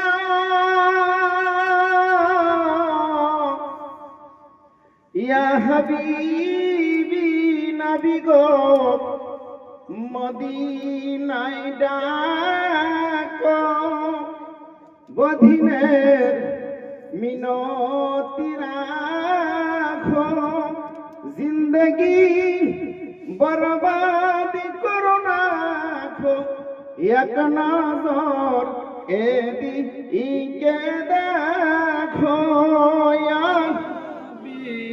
সালাম আলাইকা ইয়া রাসূল সালাম আলাইকা ইয়া হাবিব সালাম আলাইকা সালাওয়াতুল্লাহ আলাইকা ইয়া রাসূলুল্লাহ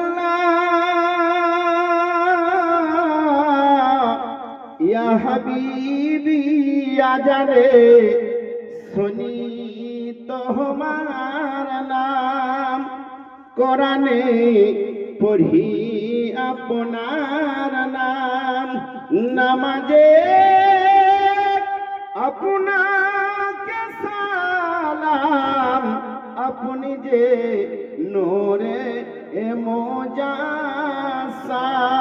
ইয়া নবী সালাম আলাইকা ইয়া রাসূল সালাম আলাইকা ইয়া হাবিব সালাম আলাইকা সালাওয়াতুল্লাহ الصلاة والسلام عليك يا رسول الله الصلاة والسلام عليك يا حبيب الله الصلاة والسلام عليك